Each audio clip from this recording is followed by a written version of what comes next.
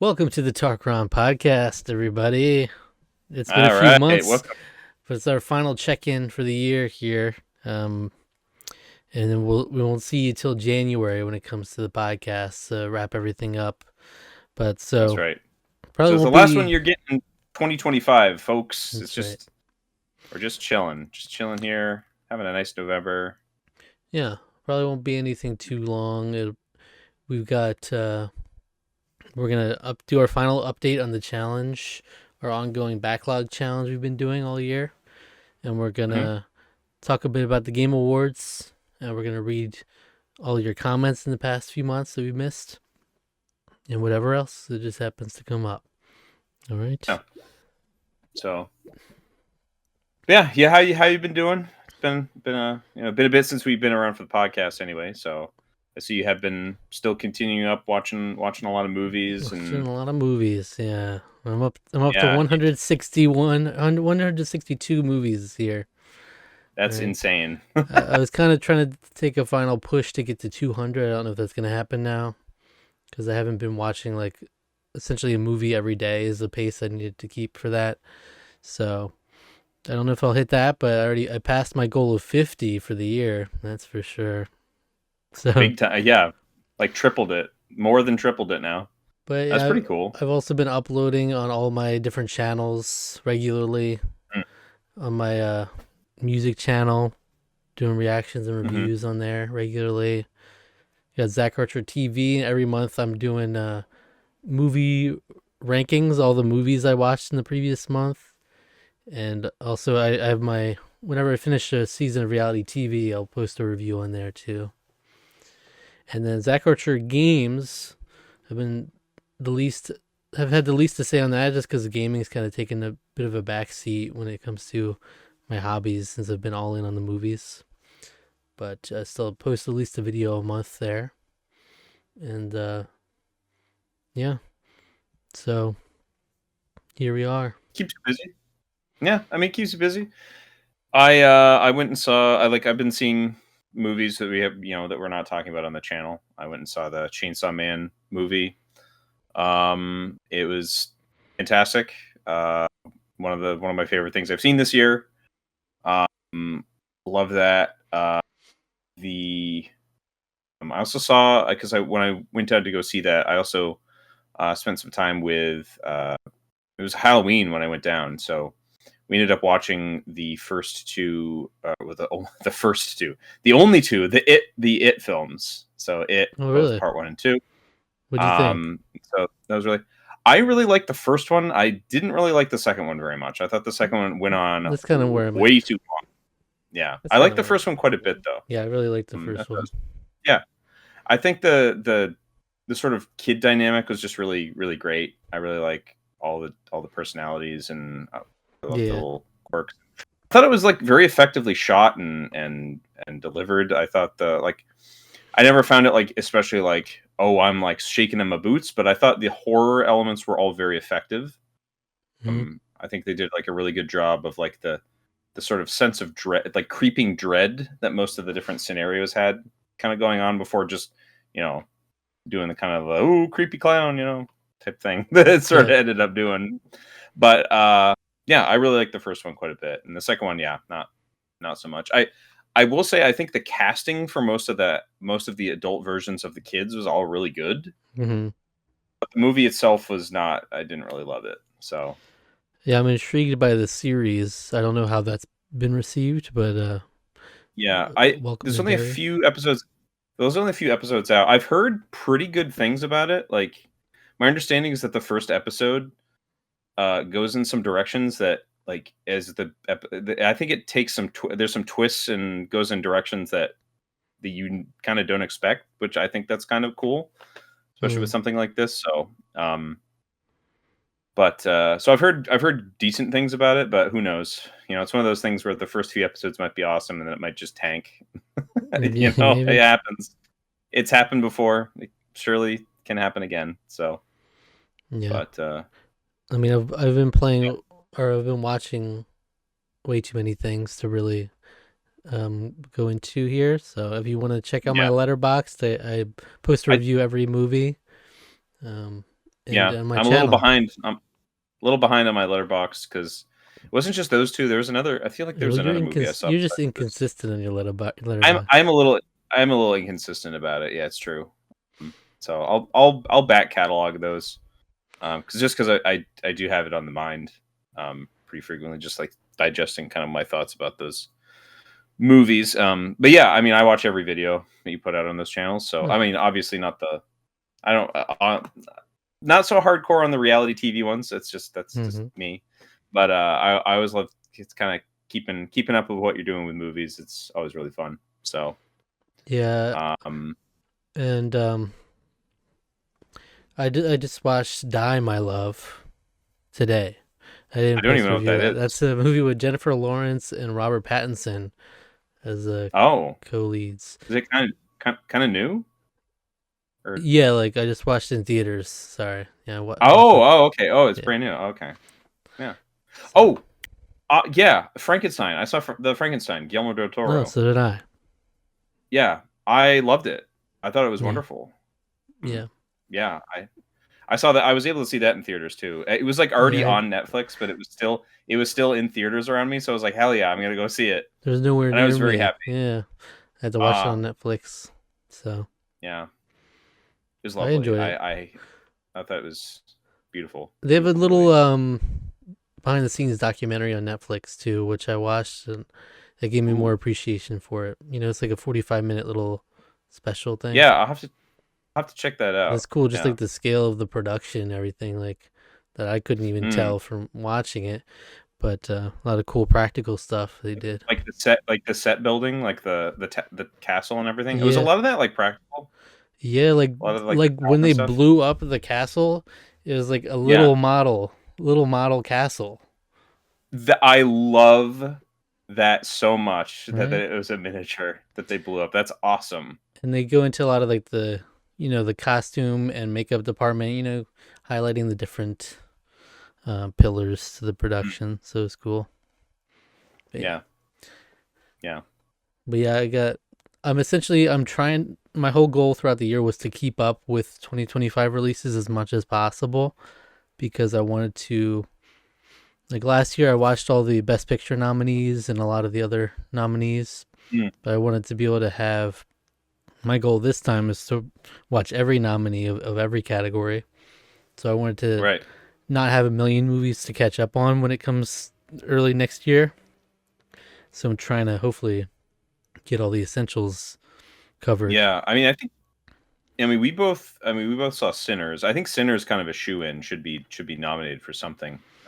Yeah. Frankenstein at least has a shot. I don't know if it's going to be for Best Picture, but definitely in costume design, I think it should definitely get Yeah, a it'll definitely get a get. boost for I'm that. sure it'll get a nomination for like makeup and yeah, those Yeah, production hair, categories. makeup and hairstyling, very good too. Yeah, though Wicked for Good still has yet to come out. We have yet to see that. That Yeah, I'm sure will get some people. nods Yeah, for makeup everybody's and already hairstyling and stuff. assuming that we'll get Yeah, Ariana Grande, Cynthia Erivo will be nominated, and yeah, yeah, yeah, yeah.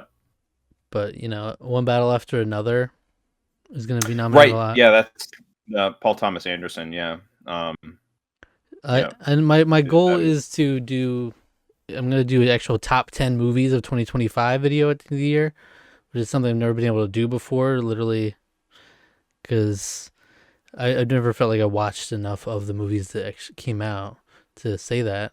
So I'm gonna do that. I'm also gonna do my end of the year like tier list of everything I watched, which is gonna be probably hours long because it'll be almost 200 movies to go through. But wow. right That's a now, lot.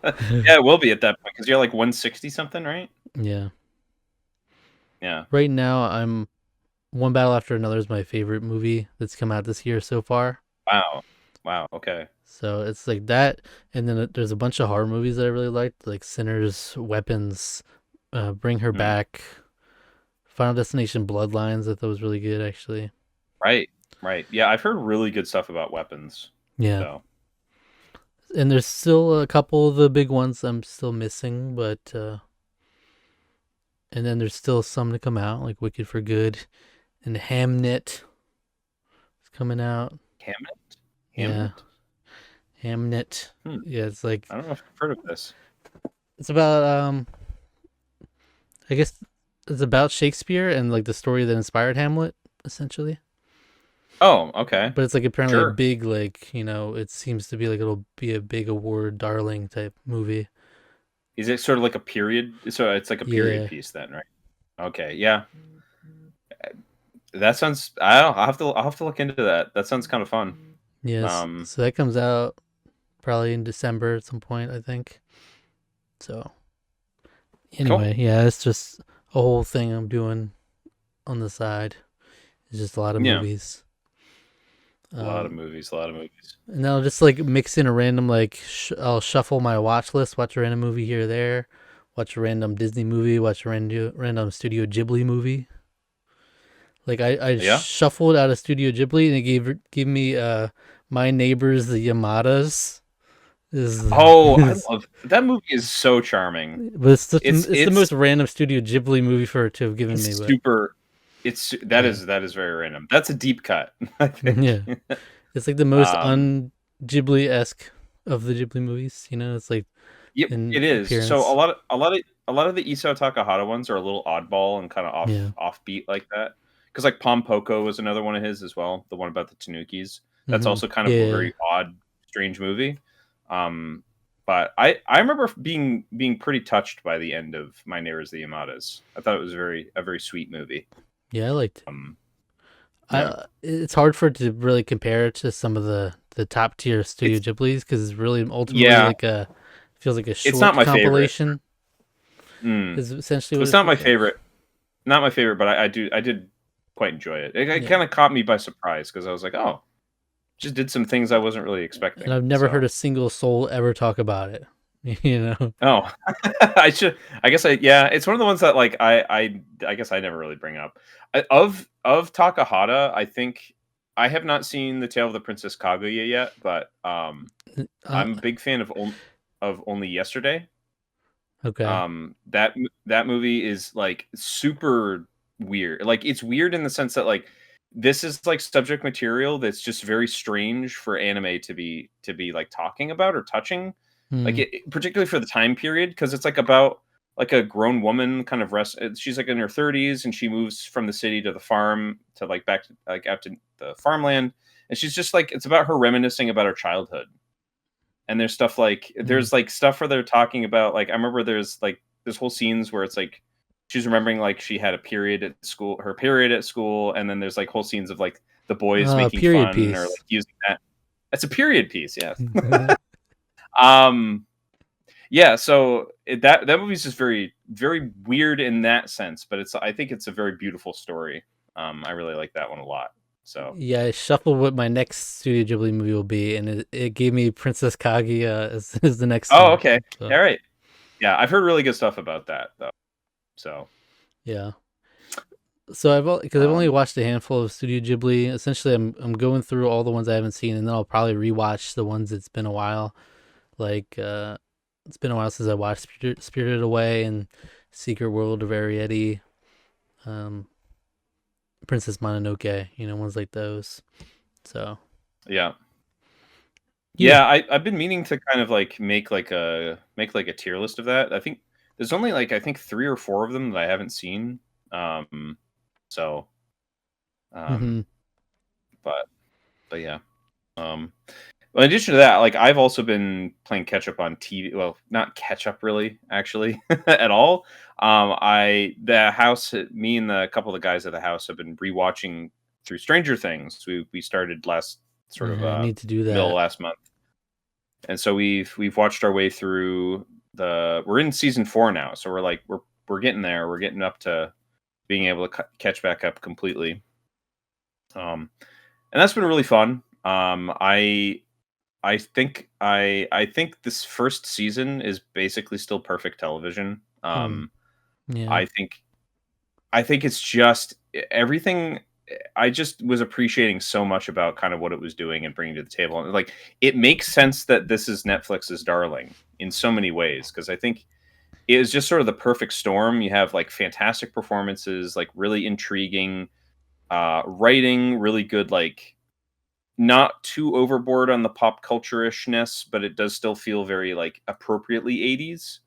in a lot of ways. Yeah, there's a nostalgia And to it that draws people in too. yeah, yeah, and it's stuff that they leaned maybe a little too much into, particularly in like season 3. Um, Season 3 is still like, I think, if I was to rank them, at least in terms of where we are now, I would still probably put it like 1, 4, 3, 2.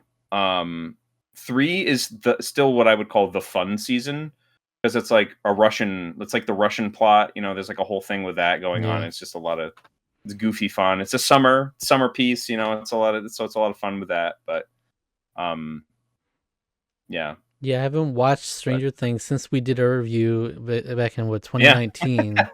I haven't yeah. watched since then. So also, wait, how does that?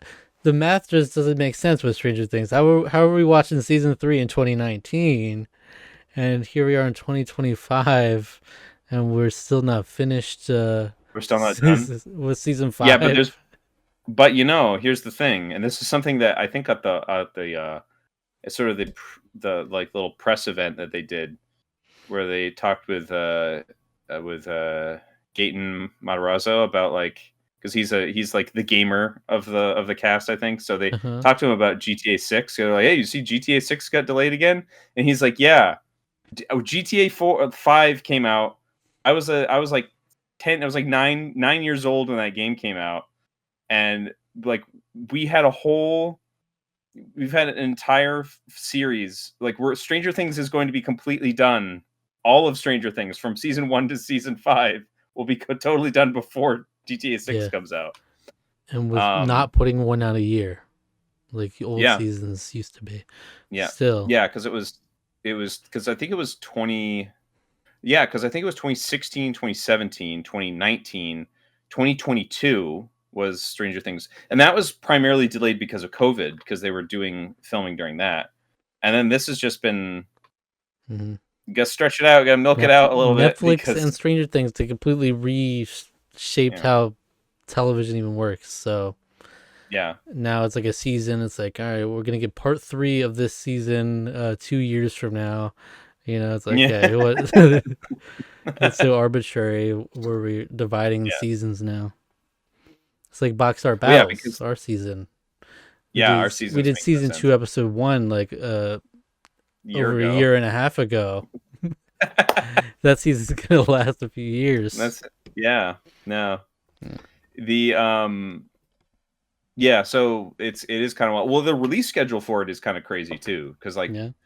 season 5 is coming out, like, I think the first part, which is, I think, the first 4 episodes, maybe 5 episodes, 4 episodes, I think, or maybe 3 episodes. I don't remember. And they're all really long. They're all like feature length films, basically. They're all gonna be like super long episodes, Mm. or kind of long. And like so the first part's coming out on the 26th. Then it's like Christmas is gonna get the next 2 episodes, and then the last episode is coming out on New Year's Eve. And the last episode, I guess, is like over 2 hours long, from my understanding. It's gonna air in theaters also. Wow. There's a whole event where they're gonna air it in theaters. I So do not think I can catch up in time. I yeah, it might be kind of tough to catch up in time. I have been bad I with think TV in general. Like I haven't been watching any TV yeah, since I've done the movies. I think it would probably be fine to watch just season 4. I think season 4 is like, maybe just like watch like a little refresher. Maybe just watch a review on season 3. Maybe you do that Hmm. to kind of catch you up I on know. where you need to be, and then watch season 4. Season 4 is Yeah, really good. I would have liked to done the full rewatch for sure. Yeah. But yeah, maybe I'll try to do that. Just watch season 4. Yeah, Season 1 is also really good Christmas uh thing, because it takes place like, because of the Christmas lights. The yeah, the Christmas lights, and the last episode, it ends on Christmas. Like, it's just yeah. a very it's just it's such a perfect little season of TV. It's just so good. I really like that first season of the show. Hmm. Um Yeah. but yeah. Winona Ryder, who Mhm. I watched 2 of her younger performances this year.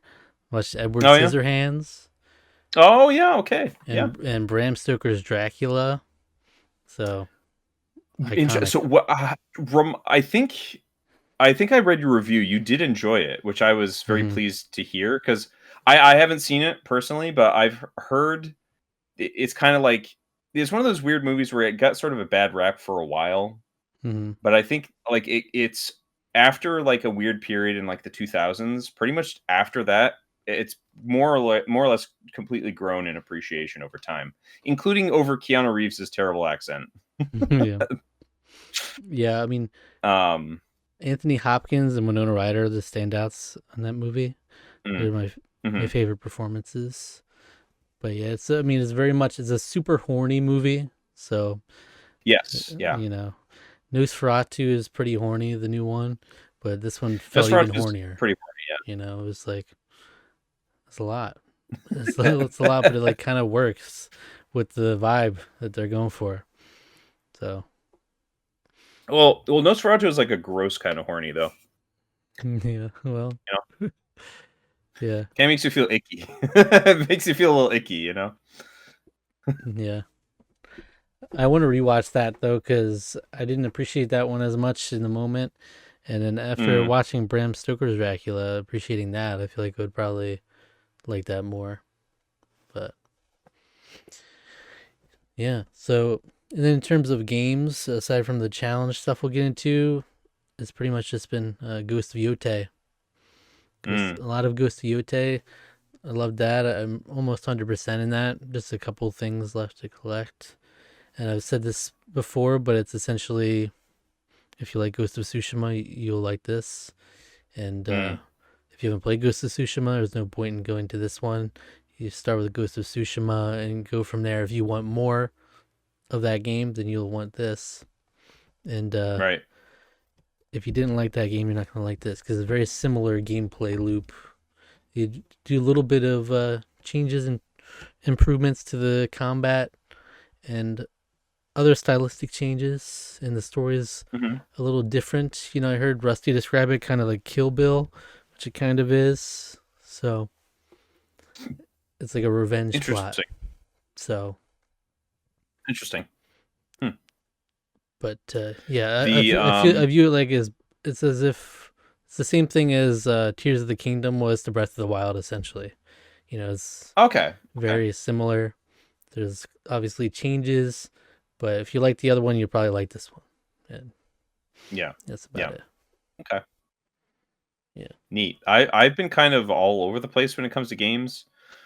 I got back into Nikkei had a big event going on.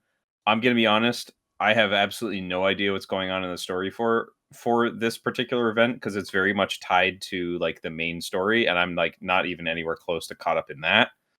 So I'm kind of lost in terms of it, but it's still a fun event. Still Mm. nice new characters and stuff for that. So I've been doing that daily on that. Trying to work a little bit up on my list, a little bit. Finding myself getting really distracted.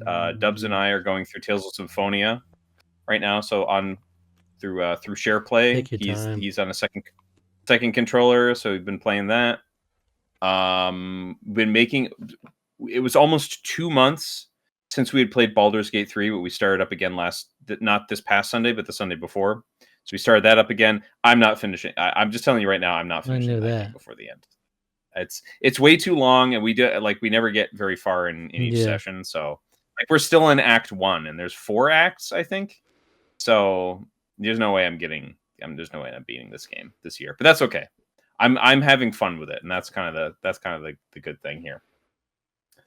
Um, and then weirdly finding myself fascinated by playing Mario parties for some reason. I don't know why. I was just like, hey, I'm gonna play Mario Party 3. Like, I'll just throw this on. I don't know. I was maybe just thinking like, I'll it's been just kind of thinking about like what's some games on this on the on the Switch here that I haven't played. I played a little Luigi's Mansion for the first one on Halloween. I played that weekend. I didn't beat it, but I was probably maybe only put a couple hours into it. But I know it's not a very long game. I think it's only like 6-7 hours anyway. But Hmm. I thought it was very charming. Um, and then and then I was putting time into Mario Party 3 for some unknown reason. So Hey, I played. I like some Mario Party, and I've recently been trying to get into collecting all the ones I don't have, all the weird, stupid ones on handhelds and stuff. So Yeah. So I got Mario Party for this weekend because I was hanging out with a bunch of college friends. I was like, yeah, I'll get a Mario Party, bring that along. Never ended up playing it. I ended up playing The Quiet Man for them. I don't know why. I just sort of like threw it on because like this is awful. This you guys need to see how bad this game is. I don't know. And so I I don't played know how that. bad it is. It's pretty bad. So I played that, and I was playing like Slay the Spire and the Hellboy game, Hellboy Web of what is it? Web of the Weird, something like that. Sure. Word Web of the Word or something. I don't know. And that game's kind of very simple, fun. I kind of like that was enjoyable. So I didn't end up playing that, but I was looking at Mario parties to pick up, and I was like, okay, well, we have the Super Mario Party Jamboree, which I hadn't picked up on the Switch, and then I was like, I could either do that, or I could pick up the Switch 2 Super Mario Party Jamboree plus Jamboree TV, and then I was looking up to see what the Nintendo Switch 2 version differences were, and I was shocked. I was shocked at Hmm. how bad of a version of that game it Yeah. is, where it like the Jamboree, the standard game is exactly the same as it is on the Switch 1 cartridge. They do not do any changes to the resolution. They don't do any changes to anything in there. All of the like 4K and updated visuals and stuff, all that stuff is in the Jamboree TV part of the game. And I was like, well, I don't care about Jamboree TV. I don't have a Switch camera, and I don't think I'm ever gonna play that, so I just picked up the Switch 1 version and Yeah. saved, like, $30 by doing that. That's a good. That's a good Yeah. choice, Charlie. I didn't make It's that choice, yeah, but it's a good one. yeah. I know I saw that you played it, and it was Barely. I kinda barely played it yeah, though. It's like I need to really give it proper time. But Switch camera is mm. pretty ass. Yeah. Yeah, yeah. But I want to have all the Mario parties, so I gotta at least have Jamboree TV for one day when I go through all the Mhm. Mario parties, for something, and I can do Jamboree Yeah. TV. Yay! I kinda wonder if they'll throw those Mario parties on the GameCube online. I don't see why they wouldn't, you know? Because they're pricks. Because they're brick. Because they're There's a bricks. lot they could throw on there that Yeah, we'll it's get it true. to you in 6 years at this rate. Like we're give you one Yeah, game every year. It's like yeah. Um, but yeah, so I found myself playing a lot of that, and then I just literally today when I got home, I'd been talking with one of my friends at the place we stayed at, and he was talking about Dispatch, because that came out. It started because it was released episodically, like 2 episodes at a time, I think, and the most recent episodes came out like about a week or so ago, I think. mhm. And so he was started talking it up, and I was like, yeah, I remember the trailers for it looking really good, and I really liked the voice cast a lot. Like they were basically like most of the Critical Role cast is involved, and then like Aaron Paul is like the main character, All right. and then there's like a couple other people involved where I was like, wow, that's a really good voice cast. And so I played the first couple episodes of that after I get back today, and it is really good. it is super good. Aaron Paul is incredible. He's amazing. Like his voice performance is so good So in this I because he's remember hearing about he's it, but I don't know much. Like, mm. how's the? What do you actually do in the game? What's the gameplay? So yeah. So it's interesting because like you can actually turn the QuickTime event stuff off if you want to. Um, but the main thrust of the gameplay is, at least in the episode one, kind of just introduces you to the sort of concept in the world. You don't do a lot of stuff that like you don't do like the meat of the gameplay for that one. That really only comes into play in episode two, and I don't really know how much, like how deep exactly it's going to get as further as episodes go.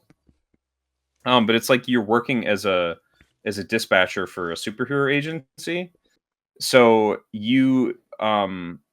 so it is like very story based. But then there's other gameplay segment, like the like main gameplay segments are you basically looking at a map and like delegating your like a line of 6 heroes that you're going to send off to do like certain to like save certain people, and they all have different stats that they're really good at and some things they're not good at. So you kind of have to like divvy up like, okay, well maybe I'll send, there's 2 slots for people to go to do this one, but this person is actually prefers working alone. So maybe I'll send her to go do this thing. But actually maybe it would be better if she did, even though she only prefers that and she does get a boost, like one of her abilities is she gets a boost if she only goes alone. But like maybe it will still work better if she goes with this other person, because this other person also has an ability that's useful for that. So there's sort of like some stat crunching with that kind of thing, where you can kind of like pick and choose who you're sending off to do missions. But then of course that like some other missions will come up and like they're resting. So there's like some time management stuff you have to do there. Those segments aren't like terribly long. I spent like it's maybe like 15 minutes or something of like working on that. Mm. And the rest of it is very like Telltale feeling, like not really walking around and doing anything, but it's Telltale in that like you have to like make decisions and like to lead where the conversation goes and like different choices. And it's just really good. I think the animation is fun. The voice acting is really great. It's a lot of dick jokes, like a lot of dick jokes. Like I don't know if I've heard that many dick jokes. We like that in a while. In fact, you get full on peeing in the first episode. I will say that it's like 5 minutes in, you get a dick. It's just like right there, right out there. 5 minutes in, you get a dick. You know? Yeah, you get a dick. It's right there. Wow. It's just on the screen. It's. I think that's beautiful. I think. Yeah, I was like, you know, that's kind of funny. You probably took a couple minutes to take it in. Yeah, I paused the game and I was like, wow, that's amazing. It's here comes your eye. Like, never seen anything quite like it. Wow. I love that. So yeah, it's really fun. The writing is really enjoyable. I've seen a lot of penises this year. Okay. Want to talk about it? No, most of them were in 28 years later, though. There's a lot of swinging dicks. Oh, is there a lot of penis in that movie? Oh. Yeah. Interesting. Yeah, I'm trying to think, because I've seen a lot of movies. I actually don't think I've seen that many penises. Okay. Not enough. Okay. There's not enough in this industry, you know. They're big on the breasts in this. I mean, hey, film industry. I can appreciate it. That's because everyone can appreciate a nice because men and women. How come we can't appreciate penises? What do you think it is? They just don't. They just don't look good. They're not like beautiful. Not really. I mean, artistic sense. I mean, I think certain classical pieces of art have made them like look pretty, like sculpture. You think of like classical sculptures. Yeah. Some of them have done a really good job with that, but like that's never really like, I don't know. That's never like the most attractive feature, I think. Yeah, and they just look kind of funny. And if it's in motion, that's a whole other thing. It's just flopping around, you know. It's just flopping around. It's just that appendage is just flopping around, you know. It's just yeah. So well, yeah, I'll be down to play that for sure. It's right up my alley. It's good. I mean, I think the Telltale aspect, I think, is something that you really appreciate about it. But kind of the dialogue decision stuff. I'm currently a dispatcher, technically. So that's okay. There you go. Moist Critical is one of the characters in the game as well. Oh. Like a legit character or like a cameo? Yeah. Yeah, no. He plays like a bat humid hybrid character. He's like kind of like he's sort of like a mutant, but like for example, his ability, when you send him on a dispatch, if you send him in his human form, he has like a little bit more charisma, a little bit more intelligence. But after he comes back, then he transforms. So like you have to kind of like manage that whole aspect, that like if you send him out, he transforms between missions that he goes out to do. So like so then he'll become his big bat form, and which he's like really strong and like really is like kind of tanky. But he can't obviously then be like a good negotiator or whatever then, because he's a big bat thing at that point. but it's also kind of cool too, because like when you're sort of figuring that out, you kind of have to. The game doesn't immediately tell you, "Hey, you need to." This mission is specifically for the charisma characters. They kind of use language that kind of hides exactly like what things you need to like be looking for. So that's also another fun thing too, is that there's a little bit of like give and take in terms of like how you interpret how kind of the readout Okay, that's sort of cool. indicates like what things are strong, or like what things you need to prioritize. So I yeah, like I that. really Yeah. like it a lot. It's super fun. And yeah, and again, the voice performances are phenomenal. So All right, great. What do you say you? What say you that we give our final update on this challenge before the end of the year?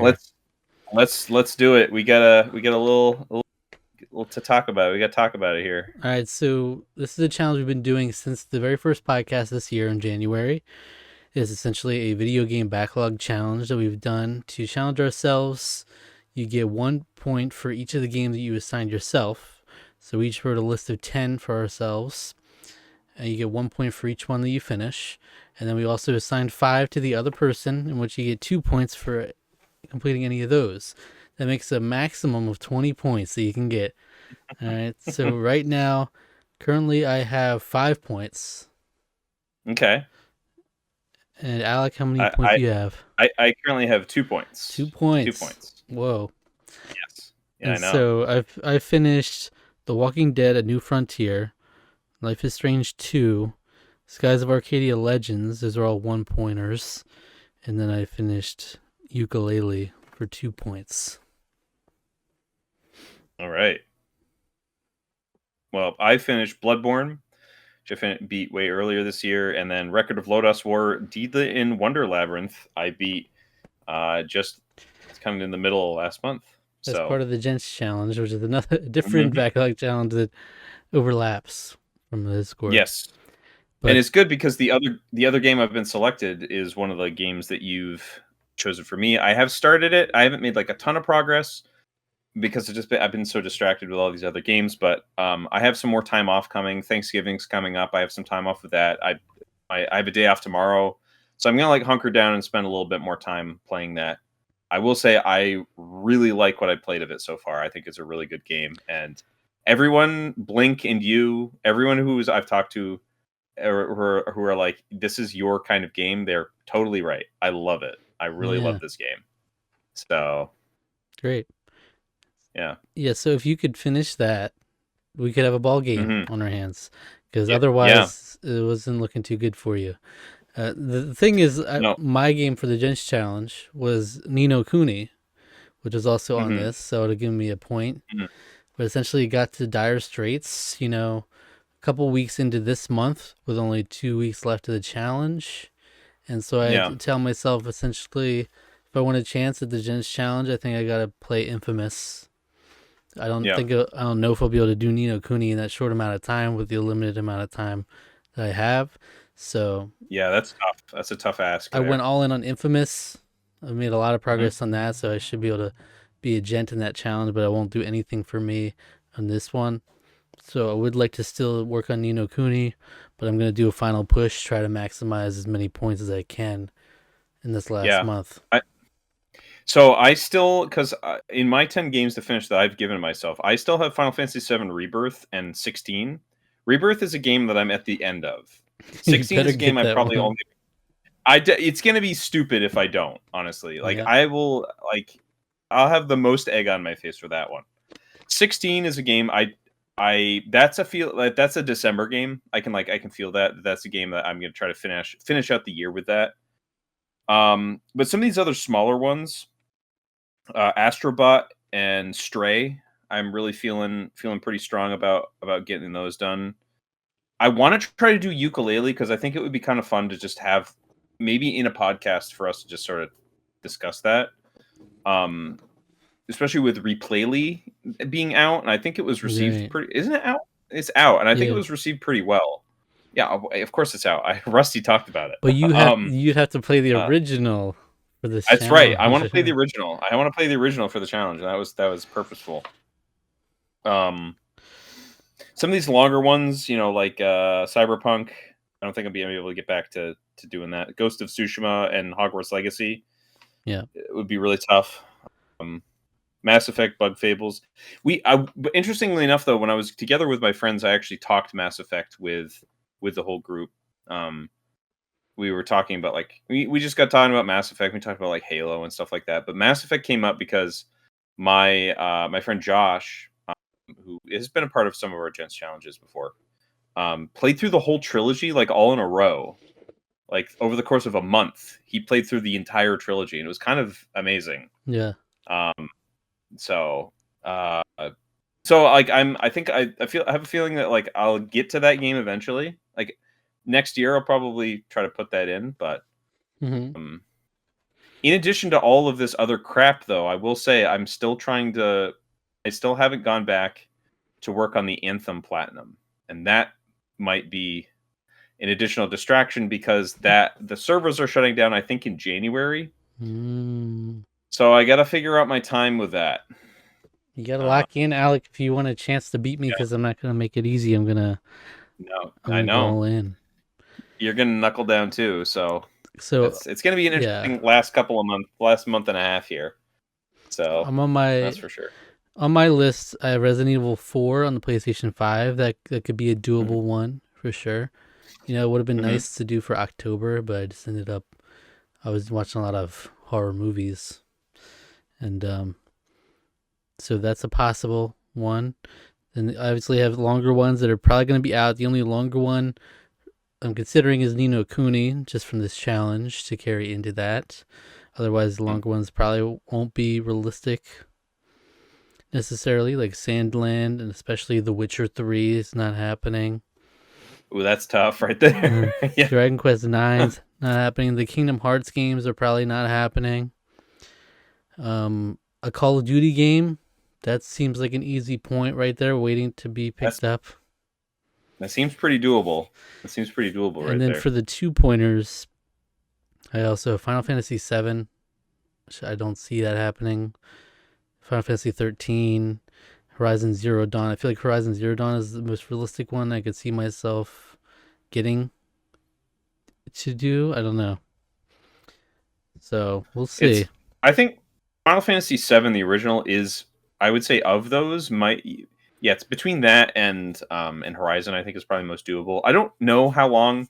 If you were just to sit down and just do the story of Horizon and not do very many of the side quests, I don't really know how long that would take. I will say 7. You can probably make your way through that pretty easily within 35 to 40 hours. Yeah. But yeah, like Kingdom Hearts Rechain of Memories is also about that long. I would say it's actually less than that. That's probably only about 20, 25.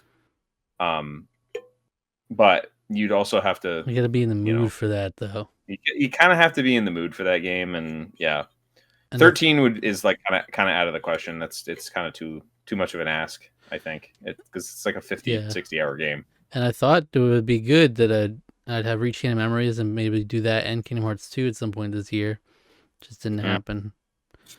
So I'm looking at, realistically, the ones I'm eyeing up are Resident Evil 4, Ni no Kuni, Call of Duty, and Horizon Zero Dawn as options. Yeah, I think those are definitely real. Especially the Resident Evil 4 is very doable, I think. So really, it's like a maximum of 5 points to get. I'm not going to get all of them.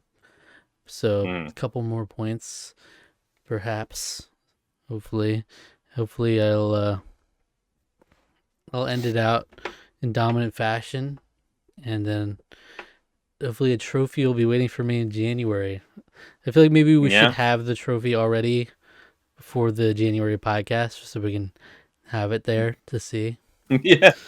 So maybe like right after the end of the year, we can get that ordered. Yeah, we order it right away. Yeah. So I don't know how long shipping is for that. Yeah. I want the clear one that has it etched in there. I like that. The classy looking one. The best gamer. Yeah. It's got to say Tarqaron's best gamer, right? Tarqaron's best gamer, yes. Yeah. Most epic gamer. And then come next year, I feel like we'll probably have a different challenge. Like I was saying, it would be fun to have one that is more flexible. It's not just the same list of games we're going over, but maybe like an RPG, a Switch game, like some things to check off different boxes type of situation. That could be fun, but we'll see. I think yeah, maybe more like a bingo, sort of bingo style, or yeah, maybe like more. I think maybe a more general list might be a more enjoyable thing. I think that's something we'll me and you will talk about off screen for Yeah, off camera for a bit. we'll Um, brainstorm it. mhm. I feel like probably next year we'll do it outside. We'll do it as its own video, probably, Yeah, so we yeah, can give I don't know how many updates throughout the year, but see how it goes. quarterly. I think we tried. We sort of talked about. I think we actually may have ended up making more quarterly updates for this anyway. I think we definitely did like a half year update. I feel like we did one kind of in the Well, summer. because we just updated every podcast, so it's just the frequency of the Yeah, podcast was. yeah, I Uh, guess that's true. so Yeah, best of luck to you. You're gonna need it because I am. I know I can do it. It's just a matter of not getting you don't know distracted, if you have the which I strength have to a do it. tendency to do. You know what you have to do. Yeah, yeah. I was like, what is this? What is this? Star Wars? Yeah, we'll see. We'll see. Yeah. I think we need to see you finish Final Fantasy VII Rebirth to see if you have any chance. Because if that game's not That's I think finished, it's telling. that game. It is. It would be very telling. Yeah, but But so yeah, you're only 3 points behind right now, which honestly, like, you do have Astrobot in there, which is a pretty easy one to do in a quick few nights if you really wanted to. So you got the I could tools. probably I could probably 100% that in a few quick nights if Hmm. I really wanted to as well. That I love me those classic 3D And platformers. look, if you do finish Sea of Stars this month, and then you just do Astrobot, then you already made up the difference. So Yeah, yeah, just it's true. we'll see how it goes, Yeah. and we'll come back in January for our final podcast on it. So that'll be cool. Hmm. All right, what you wanted to talk about the Game Awards Yeah, I think nominations, right? yeah. Let's sort of like kind of generally go over these. Actually, yeah, I have them. The website was being a little janky on. And we've played collectively three or something out of these whole games. Probably. Let's check out the categories. View all categories. Let's not start with game of the year. We'll go to like best narrative. Jeez, what is maybe the website's also broken on my computer too. What is happening here? I press a thing and it doesn't show up. Hello? Here we go. So best narrative: Claire Obscure, Expedition 33, Death Stranding 2, On the Beach, Ghost of Yote, Kingdom Come Deliverance 2, and Silent Hill F. All right, so Claire Obscure already won that, right? Like it's just, I Best feel like that's narrative? it. Probably. Here's the Having thing. not It's played like any but Ghost of Utah. having Silent Hill F, probably not. I mean, even though it's been very highly praised, I think it's Death Stranding 2 may have the only other option there. I think I've heard people say, that Clair Obscur has been quite good in terms of its Oh story, yeah. art direction. So we got Clair Obscur, Death Stranding 2, Ghost of Yote, Hades 2, and Hollow Knight Silksong.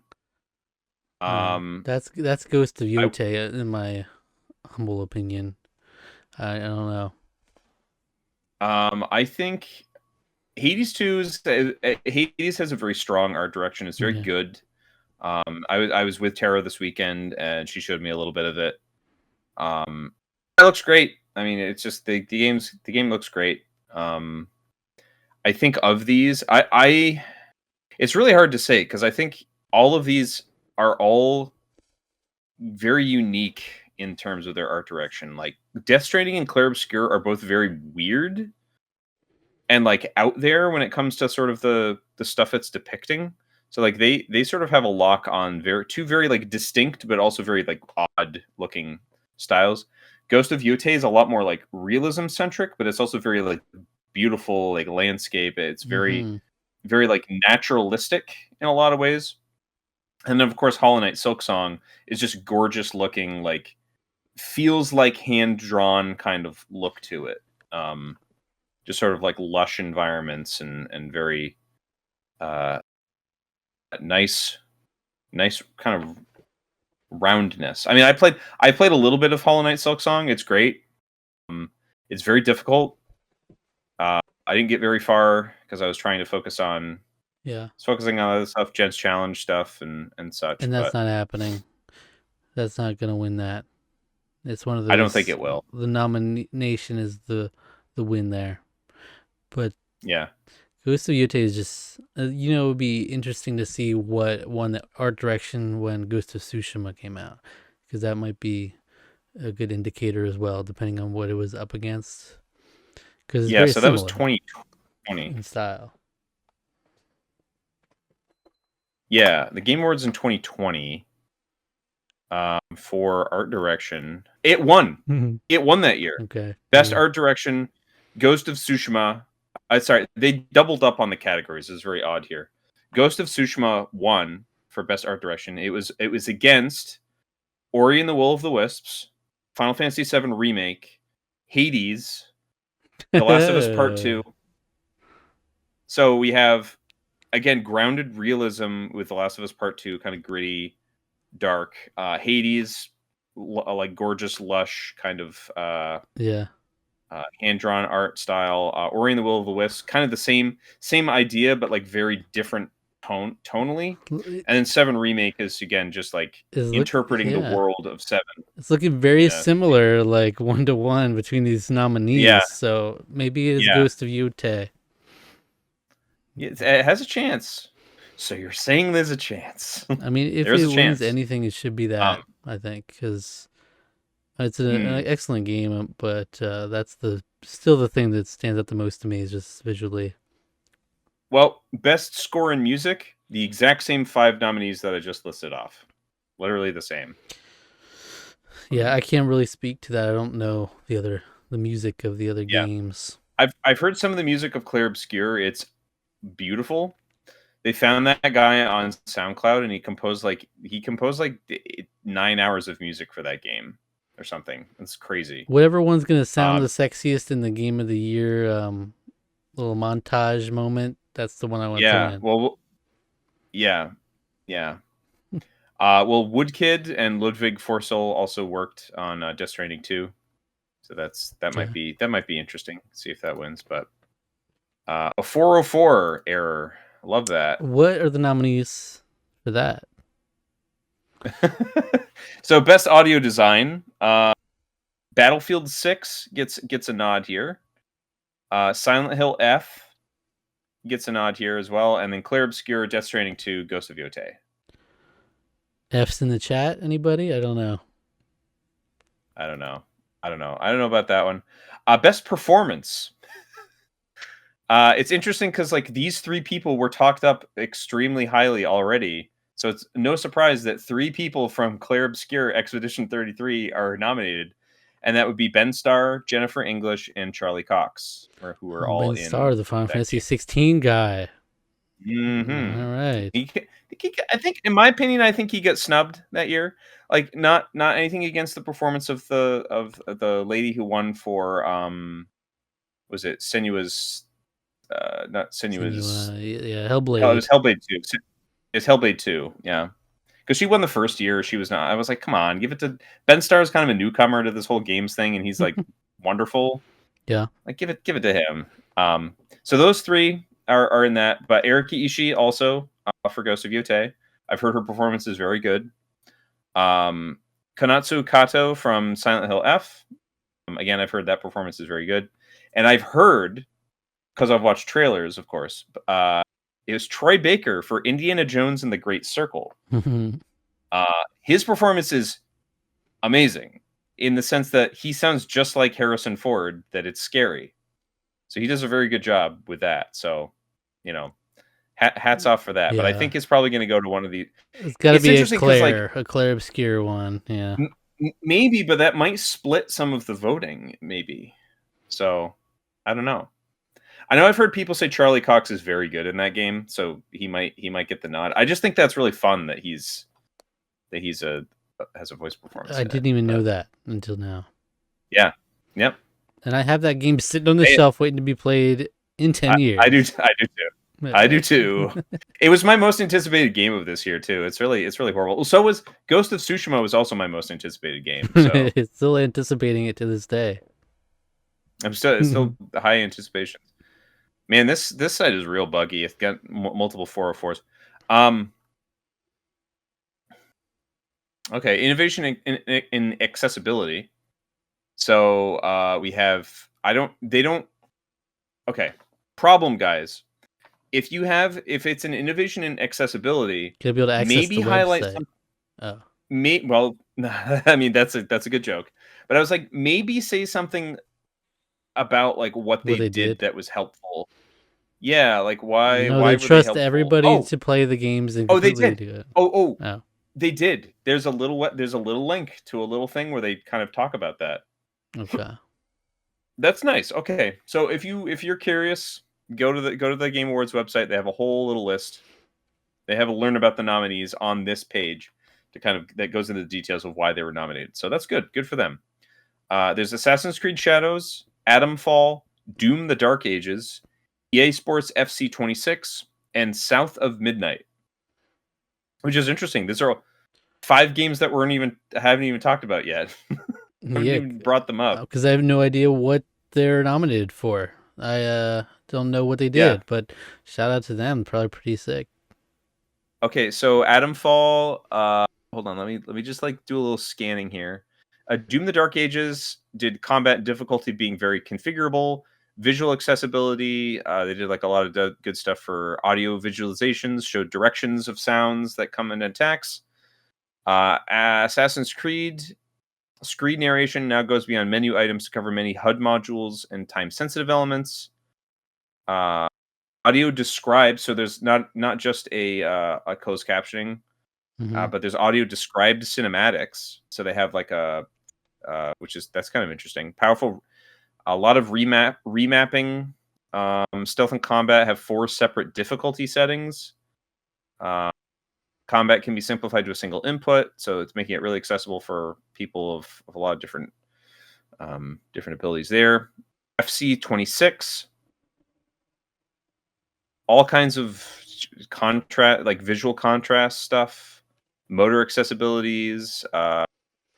And South of Midnight did feature, let's see, guiding strand provides a line to objects configurable in length, display time, camera shift to path, and audio beacons with volume and pitch options. Um, Hmm. yeah, so I would love lots to of play things. South of Midnight. That game looks so fascinating to me. I'd really like to play it as well. But what you want me to Um, do? I can't do PC. They cucked me. They cucked me hard. Xbox wants to open everything up except for South of Midnight. They can keep that one. that one When's they it can coming to keep, PlayStation? and maybe eventually it will. Um, so then we have games for Impact, uh, Life is which is always Strange. kind of the Is it there? It's always life. there. Life is Strange. Life is Strange is not here. A lot of people did not like this new Life is Strange, so that's probably why. But they have Consume Me. Mm, Don't know what that is. love that. Despilote, Lost Records, Bloom and Rage. I don't know anything about these games. South of Midnight is one of them, and then Wanderstop, which that was one I was familiar with. But All right. yeah, so I'm not sure what all of those I have to appreciate do or their say, but impact. those are yeah, we'd have to look into that at some point. I'm holding space. I really like the oh, so Life is Strange. Lost Records Bloom and Rage was made by Don't Nod. They got in there. They got to get Yeah. in there. Best ongoing, we got Final Fantasy 14, Fortnite, Helldivers 2, Marvel Rivals, and No Man's Sky. No I Man's mean, Sky has come a long way. Keeps No getting Man's Sky has come a long nominations. way. It does. I mean, I feel like It's got to be 14 or Fortnite, right? Really? Isn't Marvel Rivals kind of the cat's I think pajamas right now? I, maybe I don't know. I feel like the player base of Mhm. that's fallen off a bit. The cat's pajamas, but it's probably. I mean, I think it's still fairly popular though. So, Fortnite L best L Fortnite. best community support. It's most of those nominees except for swap out No Man's Sky with sorry, swap out Marvel Rivals for Baldur's Gate 3 for community support. Okay. Because they're still releasing like lots of updates to that game, which is like really cool that they do that. They like it's really neat. Best independent game. Hollow Knight We get Silk Song. that's one of them. So we have Absalom, Ball Pit or Ball X Pit, Blueprints, Clear Obscure Expedition 33, Uh Hades oh. 2, and Hollow Knight Silk Song. Whoops. Whoops. Because that is Claire true. Obscure. Yeah, it is technically an indie game. So Yeah, it's just gonna sweep that. It's gonna sweep a lot of stuff. I feel like I feel like you got to give that to Hollow Knight probably, but like here we go, best debut indie it's not game. happening, So we have or maybe they will. Blueprints. Well, here we go, best debut indie game. We have Blueprints, Claire Obscure Expedition 33, Despelote, Dispatch, which is the game I was just talking about earlier, and Mega Bonk. Okay, so they're gonna give Hollow Knight a bone with the other one, and then give Claire Yeah, Obscure this one. best debut indie That's game. what's gonna happen, probably, right?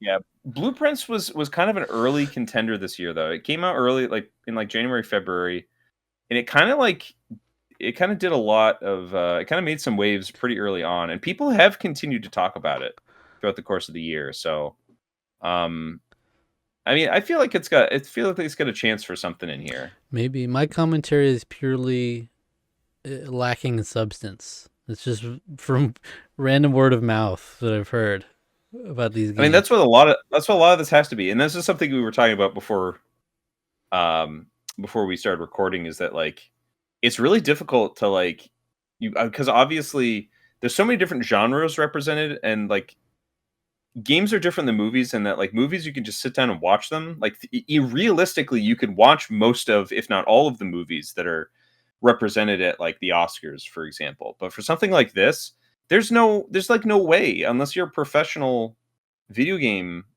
journalist, there's no way Yeah, that you've played like even half of the games on here. And I like honestly I'm on maybe. best mobile game.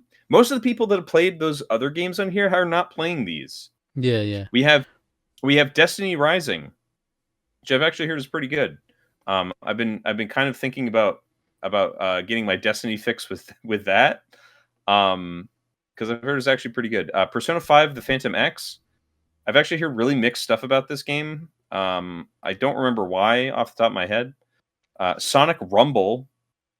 I didn't even know this was a thing. I think I saw Pete stream it a week ago, I've heard and I of was like, it. "What is Yeah. this?" I'd never heard of this until the second.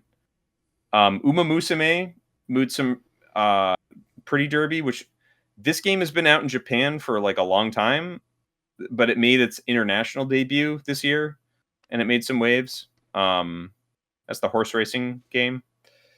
And then Wuthering Waves is making its is still here. Okay. Great. Oh, and now there's no like forward button anymore. What is wrong with this? There it is. I had to like refresh the page. What is wrong? Best VR: Alien Rogue Incursion, Arcan Age, Ghost Town, Marvel's Deadpool VR. I didn't even know it was a thing. And then the Midnight Walk. And the only one of these that I'd heard of because I watched Pete play through like a good half of it was the Midnight Walk. Blink talked about it in his most recent video, and he said the VR is stellar in it. So I just think that should win. Uh, see, Blink might have played all these. He's the only one who might have. Yeah, yeah, I'm gonna maybe. trust Blink's opinion. If whatever he endorses for VR, I'll take that. That's right. Mm-hmm. That's right. I'd take that. Best action game. We have Battlefield 6, Doom: The Dark Ages, Hades 2, Ninja Gaiden 4, and Shinobi: Art of Vengeance. So we have a couple No, new sprinklings in here. no, I abstain from that. I really need to pick up Ninja Gaiden 4. I've heard it's very good. I've heard it is very good. But yeah, I feel Can't like wait till maybe action Hades 2, adventure maybe. category. That's more my Yeah, speed. we'll get there. We'll get there.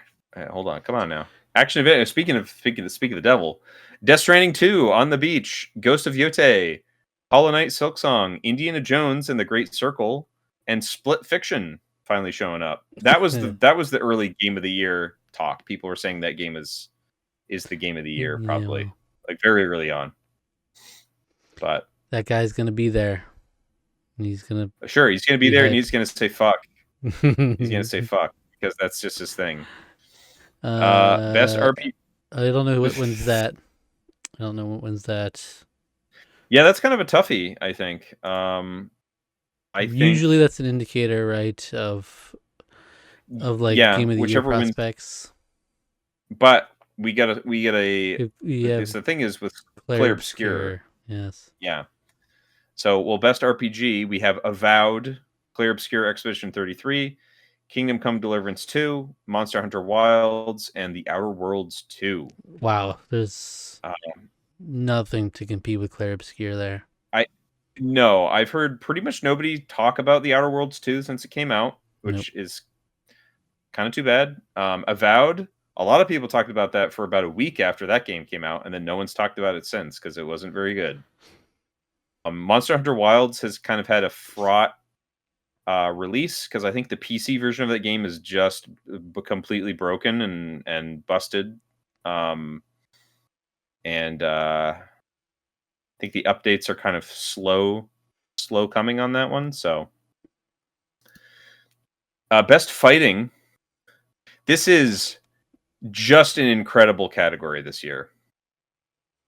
We have 2XKO, which I think is a Riot. That's a Riot game. I think they've used that uses characters from like League of Legends and stuff. So 2XKO. Capcom Fighting Collection 2. Ooh, yeah. That's good. The Mortal Kombat Legacy Collection. Ooh, wow.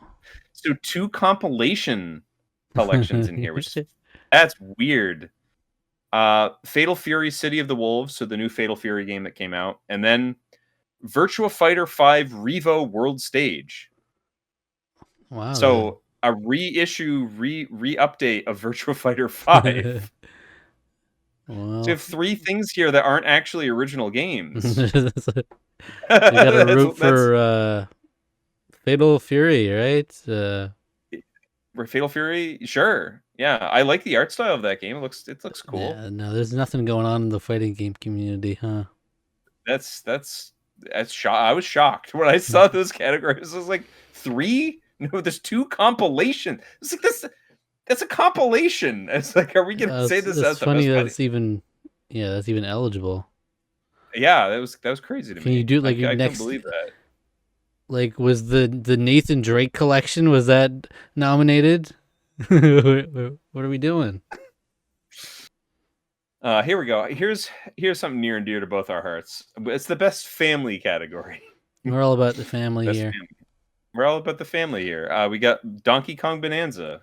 Yeah. Great game. I have not finished it, but it is very good. I really like it a lot. Lego Party.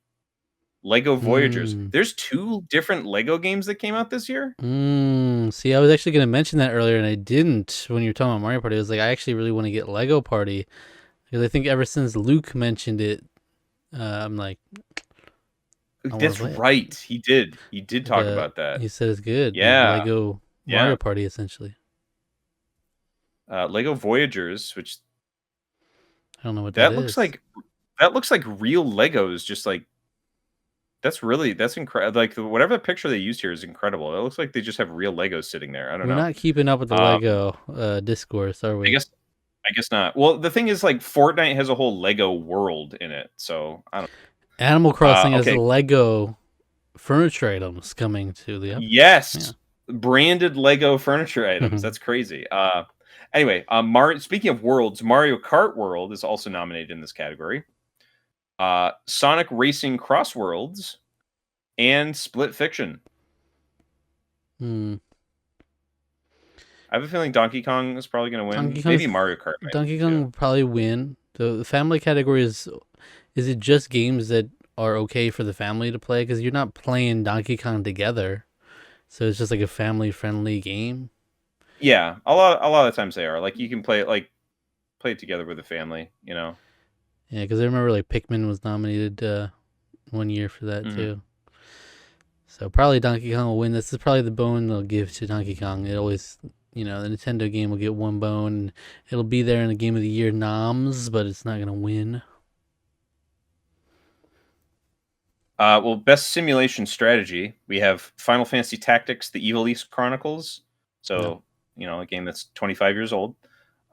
Jurassic World Evolution Oh 3, no. Sid Meier's Civilization 7, Yeah.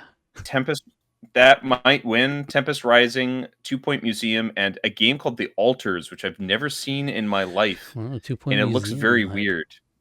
All right. I so Shade at Final Fantasy Tactics is Whoa. actually not really Is the Shade. altars? It's like a It's religious simulation. Is that what kind of altars? no. Altars, like it looks like they're all the same man. That's one, two, three, four, five, six, seven, Uh, 8, 9, 10 different versions of him. So it's like maybe oh. like clones or something. It's like a clone simulator. I don't know.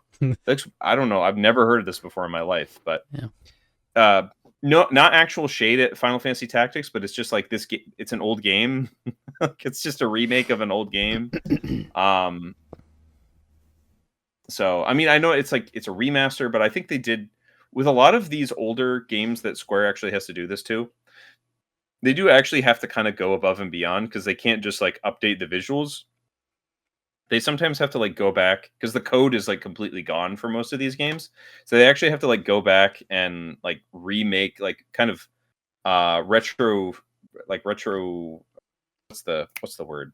Not retroactively, but it's like they have to like reverse engineer the game basically using assets from other sources. They have to sort of reverse engineer it and Mm. update it. So that in and of itself is pretty impressive. I know they did do some significant updates to certain aspects of the game. So that one actually does have a legitimate shot at winning.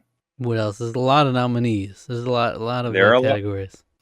Well, we have best sports race. Here we go. Best sports racing. EA Sports FC 26, Yeah.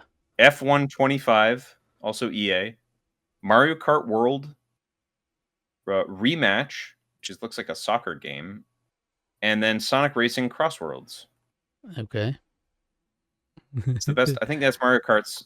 Think that might be Mario Kart's category. I know Sonic Racing got some buzz because I think some people have said that it may be better than Mario Kart World, but Hmm. I think Mario Kart World probably has the opportunity to win there, most likely.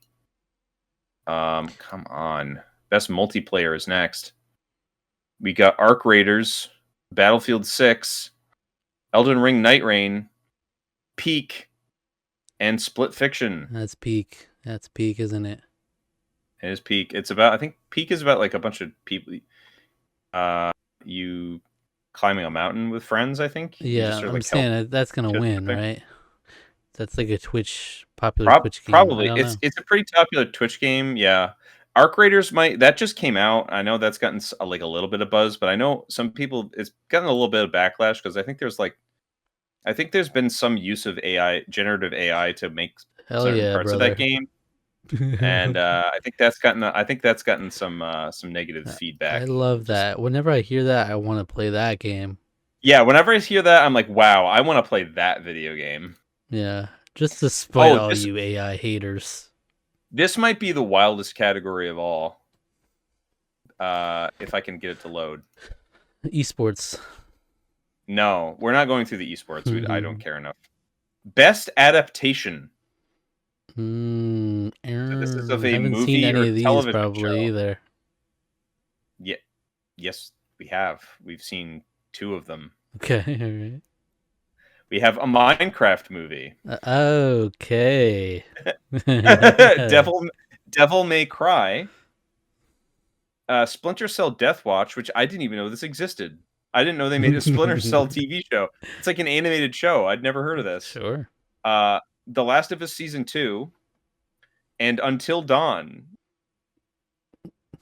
All right, Last of Us season 2. All I think that right. one probably wins, even though I heard a lot of backlash to season 2 because it's some of the things that they did, some of the like the writing is part of it. I remember hearing some backlash to it, but it's probably still going to win I mean, what are you gonna do? because like Devil May Cry, I heard it was pretty good. A Minecraft movie is a Minecraft movie, It's not good. and even though I really liked Until Dawn, It's not a what good is this doing on here? adaptation. It's really not a great adaptation. It's a decent movie, but it's not a very good What score did you give adaptation. it? You didn't really like it, did you? What score did you give that movie? Give it like a 6, maybe All six, right, six so and a you really half. I like feel like I was Titanic too. well. Again, I'm meeting the movie. I'm meeting that movie where it's at. I'm saying like, Oh boy, all right, and then we have most anticipated game. I'll be the judge of that. I wonder what's gonna win this category, Zach. Can you just think about what would win this category? Oh, I can I can only imagine. Is it Grand Theft Auto 6? Well, that's one of the games, so Hmm. it's almost certainly winning. Um, We also have of the rest of these, it's actually a toss up. I because we also have 007 First Light, Marvel's Wolverine, come on. Resident Evil Requiem, and The Witcher 4. I think of these, I want to say 007 First Light may actually be the one that I'm most anticipating. Um, I don't but know anything about that. That Wolverine trailer did a lot for me. It was very good. They didn't shy away from just how gruesome it's going to be, and that made me really excited Hmm. for it. But there's Um, simply no competition here at all. That's not no, even not remotely. even, not even remotely close. You It's Grand know, Theft Auto 6 is going to win. yeah. And then we'll see it in 2027 when it actually comes out. Yeah, right. It'll get delayed again. And it can win next year too. So then we have Content Creator of the Year. We have Kydril, Kaisanat, Moist Critical, Sakura Miko from Hololive. I'm a little confused about this because I'm not really sure what she did this year to make her be Content Creator of the Year. Yeah. But good for her. And then also The Burnt Peanut. Oh my god, have you seen him? No, I've only seen but I've seen this. clips. I see this picture and this looks like Annoying Orange and this looks Yeah, insane. he's literally that. Is like a VTuber with that freaking Yeah, peanut, the with annoying orange face. that's insane. That's I've wild. seen just little couple clips and that's it, and it just seems like a fun time. They play in first person shooters and stuff. I mean, I'd like Charlie to win. He's You of could. I don't know these like what even the metric is to arbitrarily pick these I don't nominees, know. but Like, for a streamer or content creator who has made an important and positive impact in the community in 2025. okay, yeah. Okay, I mean, I guess Kai Because I Cenat's mean, been. I mean, he's Castanat's been. the easily the biggest, I, but I think he's probably he's definitely the he's done the biggest, but most in the year. I don't know yeah, what we're judging on.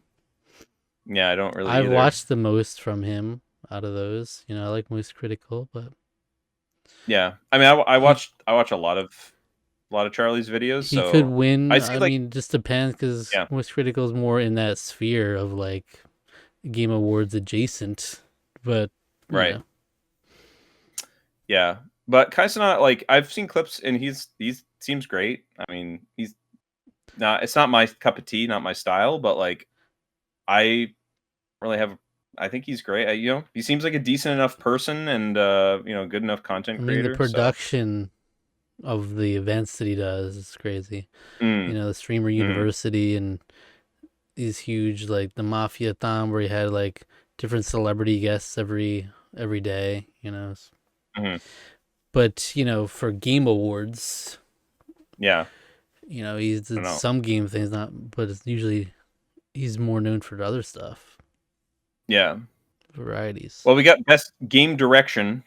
We have Claire Obscure, Expedition 33, Yeah, Death that's it. Stranding 2, Ghost of Yotei, Hades 2, and Split Fiction. Are they gonna give it Um, to Death Stranding too? maybe it would be that might be Kojima's one No award this way. time. That's just They've been surprising. Glaze if that's what happens probably. It has been there has been some surprises with that sometimes where I want to say there was one year where I think it was God of War. I think it was the God of War year where God of War won. That was like the only two awards that it won were like best game direction and game of the year, and then like everything else was like Death Stranding Does it make or sense? something. Or Does maybe it? it wasn't Yeah. maybe it wasn't Death Stranding, but it was like some. There was another game that came out that year that was like taking all the awards. Oh no, I don't remember. I just thought I remembered, but I didn't. Probably Clair Obscur Uh, though, realistically, right? so, probably, I don't know. yeah. I'm I not. don't I'm know. not completely tapped in, but that's just. All right.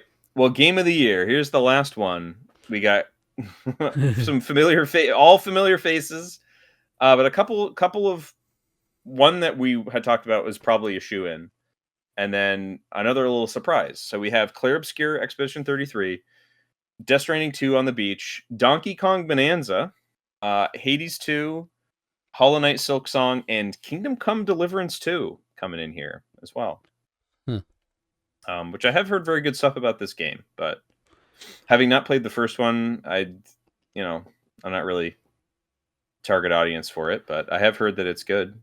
I mean, So having been loosely connected, not following super closely everything in the gaming industry, and not playing most of these, it feels like Clair Obscur is gonna get a lot of awards, yeah, it's and nominated for 10. So it it's probably getting will get it's. this one. And I think it kind of has to. Like I think it's been the most talked about game of the year for sure. Death Stranding 2, I think, is some definitely some worthy competition. I remember when the game came out, people were really, really saying that it's like, man, it's even better than the first one. Like, it's really, really good. Um, Obviously, Hollow Knight Silk Song got a lot of buzz. I think it's gotten a little bit more criticism because I think some people are saying it's too difficult. Um, though on that degree, people also have said that about Sekiro, and Sekiro won Game of the Year that year. So yeah, I don't think this is. I still don't think this is the time for Hollow Knight to win. It was a shock that it came out this year anyway. Um, Hades 2 seems like a fine game. I really like the first Hades a lot. And then Donkey Kong Bonanza. It's great. I really like it, but I don't think there's any way it's winning. it's not As game of as the good of a year. game as it It's is. yeah. Yeah. Um, I think it's oh, just. Ghost of But Yotei Claire is not there, Obscur, right? it's not, Okay, surprisingly. so I got no horse. I played Yeah. Donkey Kong, but I wouldn't root for Donkey Kong to win this. I don't think it should win, but it's a good Yeah. game. So I yeah, you can go in, cast your votes. I don't when think does can voting you end? vote? Voting ends. Well, there's a whole category that isn't up yet, and that's the fully fan voted category.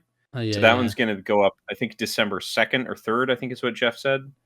Um, so voting. I think. Let me see how long voting lasts for. FAQ. Unable to load FAQ content. Come on. What is wrong with this website? They were not prepared. Is it like the Oscars, like February, March, or is it earlier? Oh no, it's December. It's always been in December. Yeah, it's going to be Oh, probably okay. early mid December. Uh, So fuck whatever game comes out December 20th, I guess. yeah. Well, here, Indiana Jones came out in December last year, so and that Oh, that's game's right. nominated for a few things. So I think Okay. it's from like basically from December through to November. But we'll forget about you really though. Like you're not gonna win much. Yeah, yeah, kinda. Yeah, Like it you're not really going to Indiana win. Jones could win, the performance, but it probably won't win anything. Yeah. So, but yeah, All right. there you have it. That's some of the stuff we get going on there. So it's always it's an interesting time to reflect and see the different games that have come out. Even though it's very difficult to really like you can vote, but it is kind of like the voting is only 10% of the final tally. Yeah. So like the people that are actually like the committee, the panelists, the Yeah. Oscar people, the people that they have in the industry, the journalists and stuff. Uh, that actually vote on the stuff have more weight. I'm in no So I think position to that's good. vote. So I think that's good because ultimately it's like, there's no way anyone's played like It's just most of like, whatever is the most popular thing. Yeah. yeah, yeah, Yeah. you know, So it would be interesting if Claire Obscure somehow lost like the indie award, but then still won Game of the Year. Wouldn't really make sense.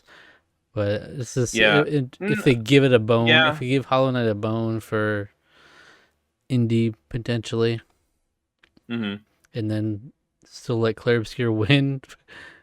yeah. But yeah, I can see people rationalizing, like, because I feel like if I'm gonna go in and vote there, I feel like if I'm looking at an indie category, I'm gonna favor something like Hollow Knight over Claire Obscure, even though yes, it is technically an indie studio and it's like applaud them, but it's like they also like they're like almost above and beyond in terms of the sort of production sort of values that they were able to sort of achieve, like the heights they were able to kind of achieve with what they did. So I just have a right. hard time like putting that in as an indie category, Yeah. So but do we want to commit right now that we'll review whatever wins Game of the Year? I think we should do that. I think that'd actually be a really good idea. I Just think we should do that. just a spontaneous idea I had. But Yeah. Claire Obscure, we'll get that review to you next year. Yeah, probably January, February. Yeah. Probably February, March might be more likely, but But we have like for a game like um that, we really got to set us a strict deadline to yeah. make us actually play it, Yeah. February would probably be a good call to do it. because that will win the Game of the Year, right?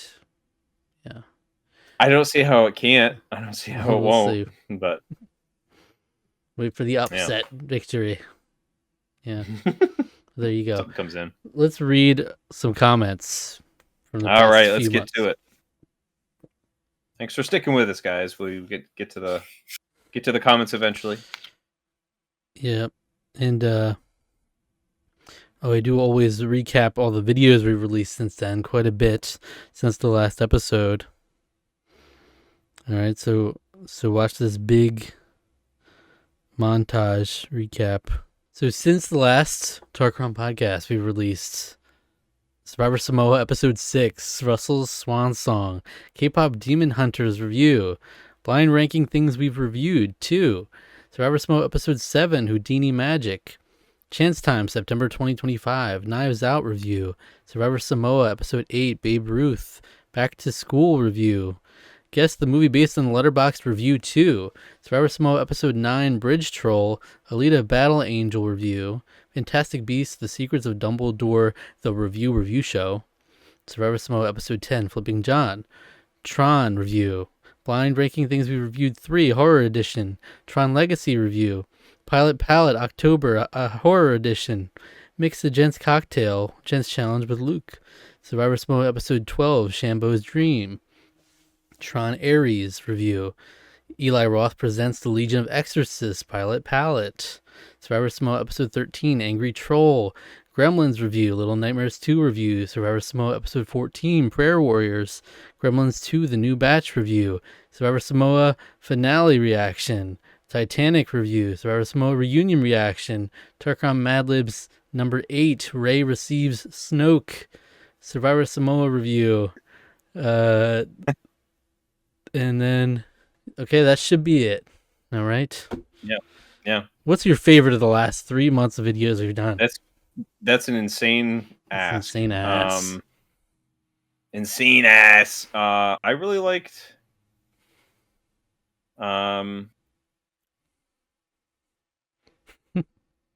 Boy, there's a lot. There's a lot of stuff we did. I liked. I don't know. I mean, like, because we watched so many movies, and I had a really good time with a lot of them. I'm just trying to think of also just like if we had a fun discussion. I mean, the blind I liked ranking ones were fun too. blind ranking ones are fun. Survivor. I like butting heads with you a couple times. We butt heads a few times when it comes to the reviews, which has been really fun. Recently, Mm-hmm. Titanic obviously is a big standout, but also Tron Ares. or really most of the Tron films in general, I think was a lot of fun. Kind of like because I'm an unabashed fan. I love all three movies, and Zach is kind of like I can appreciate them. Not really a big fan though, for what they are. I don't know. I think I really like the. I liked. I think I want to say though Gremlins actually.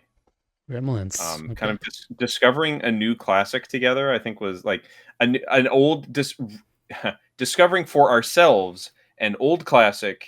New like first time we watched it. I think was kind of delightful, and I liked doing that. Like kind of finding like a new. It's gonna be a holiday tradition for me for sure. I thought that was a lot of fun doing that and Yeah, discussing. Alita Battle Angel is divisive as well. It was also very divisive. Yes, that was a little less fun for me, but Yeah, Titanic uh, was for traumatic. It whatever was a reason. But traumatic yeah, review. it's a dramatic review for you. I know, but I like Back to School. Unironically liked reviewing okay, that. yeah, Chance you're time. right. That's actually a really good review of that. Yeah, Knives Out was kind of divisive too. Yeah, we had a lot of those, and Yeah, Handmaiden was right at the yeah, end of the month before this. yeah, yep, yep. So we had a string of like because the thing is like I think ultimately we're with a lot of those, like there is a little bit of a point difference, but I think we It's ultimately still still pretty see eye high. to eye, or at least can appreciate what the movies have to offer, even if we like me in particular, I sort of like butted heads a little bit with some of the aspects of both those last two movies that you mentioned, um, but yeah, Titanic was I know it was abysmal for you. I know you hated you couldn't believe it. Yeah. I um, liked Eli Roth presents the Legion of Exorcists. Yeah. That discussion was Because also a lot of fun. I will say that was one of the worst things I think we've ever watched on the if we can channel. join in hating something, there's something to that. Yeah, there's fun in that for sure. I do like the blind ranking videos as well. Those are always fun, and we did two of them within the last couple months. So Yeah, yeah, it is a really fun thing to do. Um, you yeah, expect seeing more of those, I'm sure. We do like doing those. because So that's like never ending. You can always, yeah, every episode is gonna have fresh stuff, yeah, and you don't really have to prepare much for it. right. Um, a lot of fun videos, some Survivor shenanigans in there. The finale obviously is a Mm. moment. All right, let's see some comments. On Survivor Samoa episode 4, Mike commented, IDK, why they show that Natalie confessional on this episode in particular. Okay, so there was a confessional in this episode 4, where Natalie essentially says something along the lines of being intentional about riding the coattails of Russell because he's like the guy, and then I'll win against him. Something along those lines. Um, you said that was clearly Yeah. filmed post merge after the Fofos have the numbers deep in the game. Putting it at that point would have gave Natalie more credit if they showed that in episode 12 or 13 or whenever she actually said that. Putting it this early on just makes people forget about Natalie making this comment by the end. This is something people have definitely like. It seems like it was shot at a later date, this confessional, and put Huh. earlier into Interesting. the season.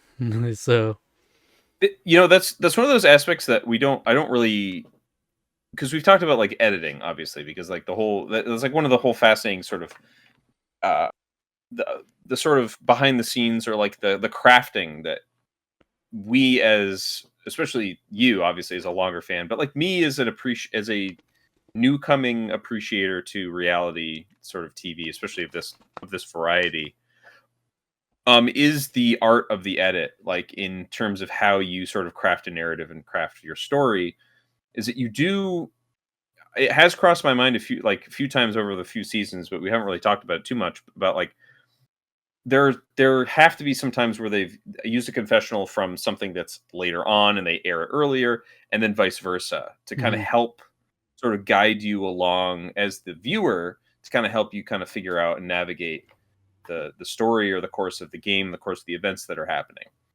And it's very interesting that I completely agree. It's like that is wild because it's like one of those things where if it's that early, it's something that obviously I forgot about. Yeah, Um, I don't think they do this often, or at least this to this extent, because I forget what it was exactly that people noticed about that confessional. I think it might have been something like she had a buff from the merge tribe, mm, like subtly, like wherever she had it placed, and then you don't really notice until you're really looking at it. yeah. Something like that. But yeah, that would have been interesting to see towards the end, coming into Mm, the end game, knowing that's what she was thinking. But yeah. on our last Tarqaron podcast episode 23, Walking Closet, Chase Ferrier responded. He said, "I am forever prepared to defend my All-Stars take against anyone. But in all seriousness, it's a dark and tragic love story that I've just always loved. There's all this depressing things going on and friendships being wrecked, but at the center of it is two people falling in love. It's just always been so interesting to me." That Um, is really that is kind of the fascinating the key to that season, which is really yeah, and the fact what that kind they of made makes it it all the way work. to the But end. yeah. Another thing is when I first got into Survivor when I was younger in 2015, I started to go back and collect all the DVDs to watch everything. And while I was slowly making my way towards getting All Stars, just felt like this ultimate achievement to get up to it. So when I finally did it, just holds a special place for me. Sorry, that's a long I way love of saying I love All Stars. Do you? I love that. I think that's wonderful. I mean, that's you know, your favorite is your favorite, and I sometimes you don't always need much of a reason, but I find it always interesting, kind of delving into like why people enjoy things. Sometimes there's not much of a reason, but Yeah. I like knowing stuff like that. So that's really cool. I'm glad that you know that stuff like that has its defenders. It has its people that support it and have personal to them in that kind of way. That's cool. So Yeah, and I always say that there's something to appreciate from every Survivor season. Because even if we mm, don't have All Stars very high on our rankings, we'll still bring it up a lot. There's still a lot to remember from that season, it you is know. very memorable. Yeah, in a lot of ways. And it's the first time bringing players back in that fashion, so it's historic. Yeah. Episode 6 of Survivor Samoa, the Goo Man 67 commented. He just said, "Loving this season so far. You guys are doing a great job. Can't wait for Heroes versus Villains." That was back in episode 6. So Oh, okay. Wow. Great. Well, we're going to be talking about that right after we are done recording this episode of the podcast. So, yeah, yeah. And on episode 7, I referenced this at one point when we were doing reactions later, but uh, their handle is SHSA7055.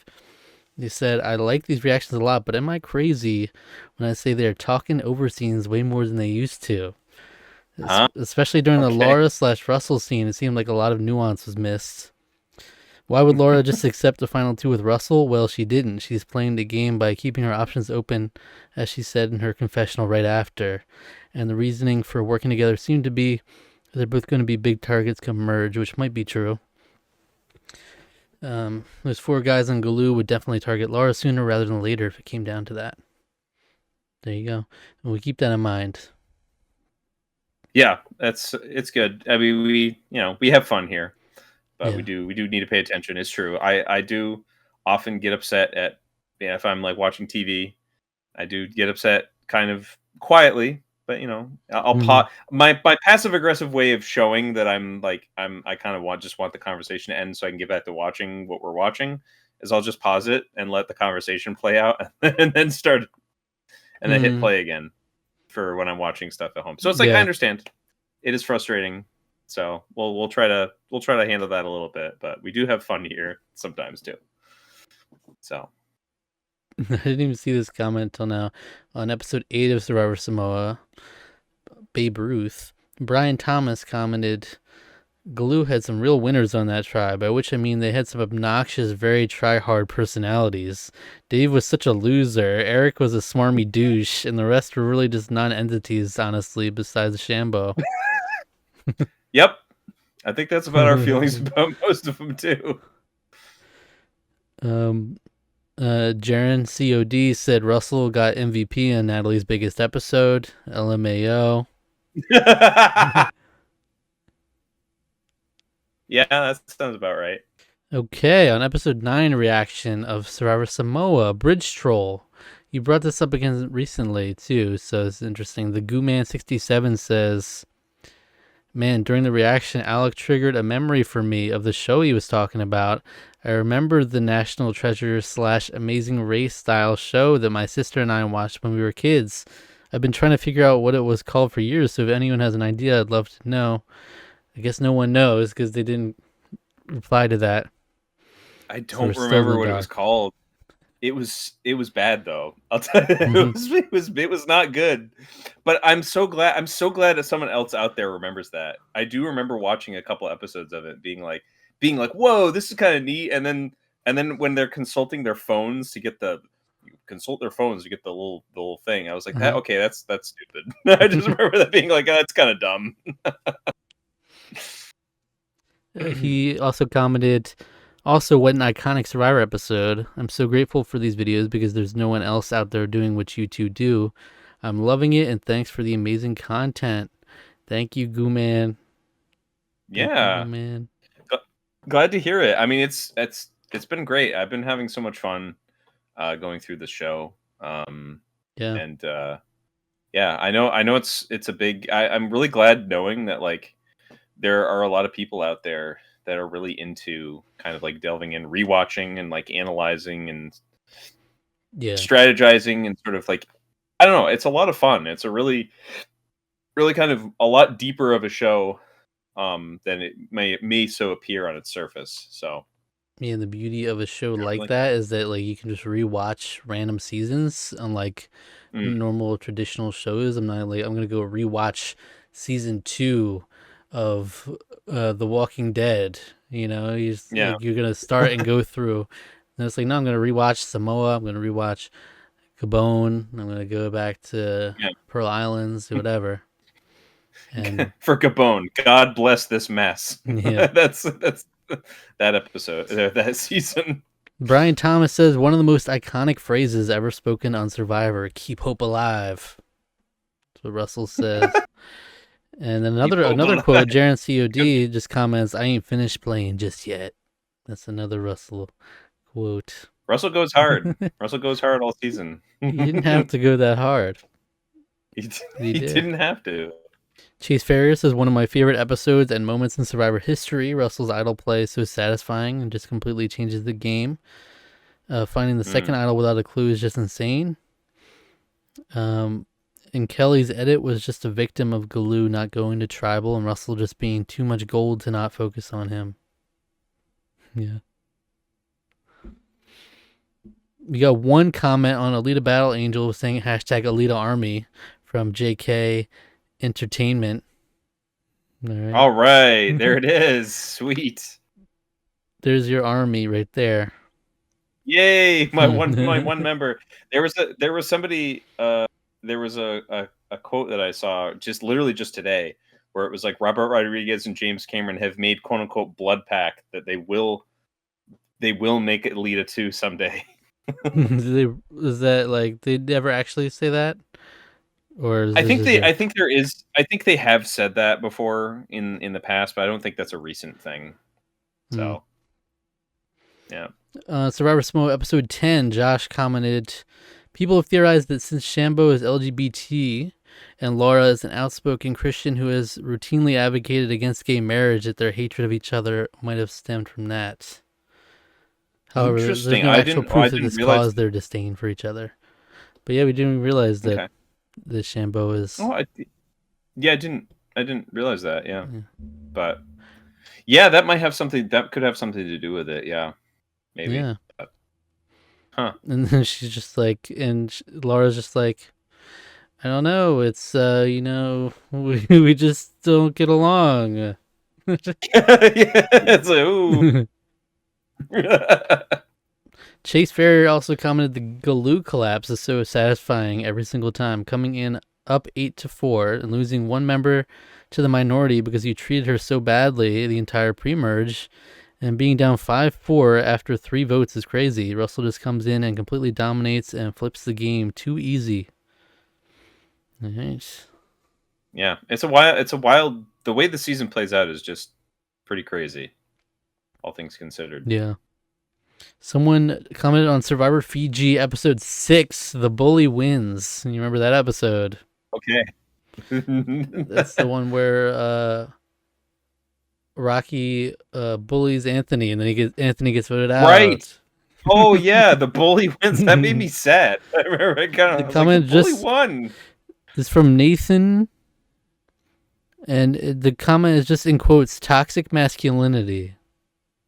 So I don't know what the commentary is trying to add there. Is he making fun of us calling it toxic masculinity, or is he saying it is? I don't know. Yeah. Very Yeah, insightful and like, comment. look, I know. Look, I'm like one of the people that like. I think that phrase gets thrown around sometimes for things that aren't toxic masculinity. But come on, It is what it is. it was Rocky. It is what it is. It was literally like Jeff was like, "Why don't you speak up for yourself, buddy?" You know? Yeah. Survivor Samoa episode 12, Shambo's Dream. The Goo Man. He says, I know we're a ways away from the end of US Survivor, but I'd love to see you guys react to Australian Survivor afterward if you're interested. Still just as iconic as the original. Yeah, I would love to do that too. You've talked about this, I think, before on your Yeah. TV channel, haven't you? Yeah. Yeah. So, for sure. Would like to do that. It's just, I would probably try to do it chronologically, which Australian Survivor doesn't start until like about season 32, around season 32 of US Survivor. That's when that starts. Oh, okay. So it's a while. It's a ways yet. Yeah, because they're only 11 seasons in now of that. So. Oh, okay. So it's pretty recent then. But I would love to do that. There's some fun stuff in there. Cool. Yeah. But yeah, I did a review of the most recent season if you want to check that out on Zach Archer TV.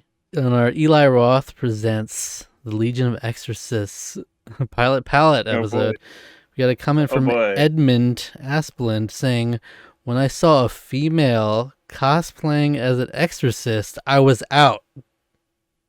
What a wild take to just come in. That's when he was out. That's what was out about. I mean, it is a little weird to have like, well, it's not common in the Catholic Church to have a female member of clergy. I'll just say that. Sure. So that already tells you a lot right there about the kind of the type of production this is. So I can understand that if you're a little bit more on the traditional side. So sure. So there's a female member of clergy. I'm not watching. I'm out. That was what it was for him. That was the step too far. Everything else was kosher, though.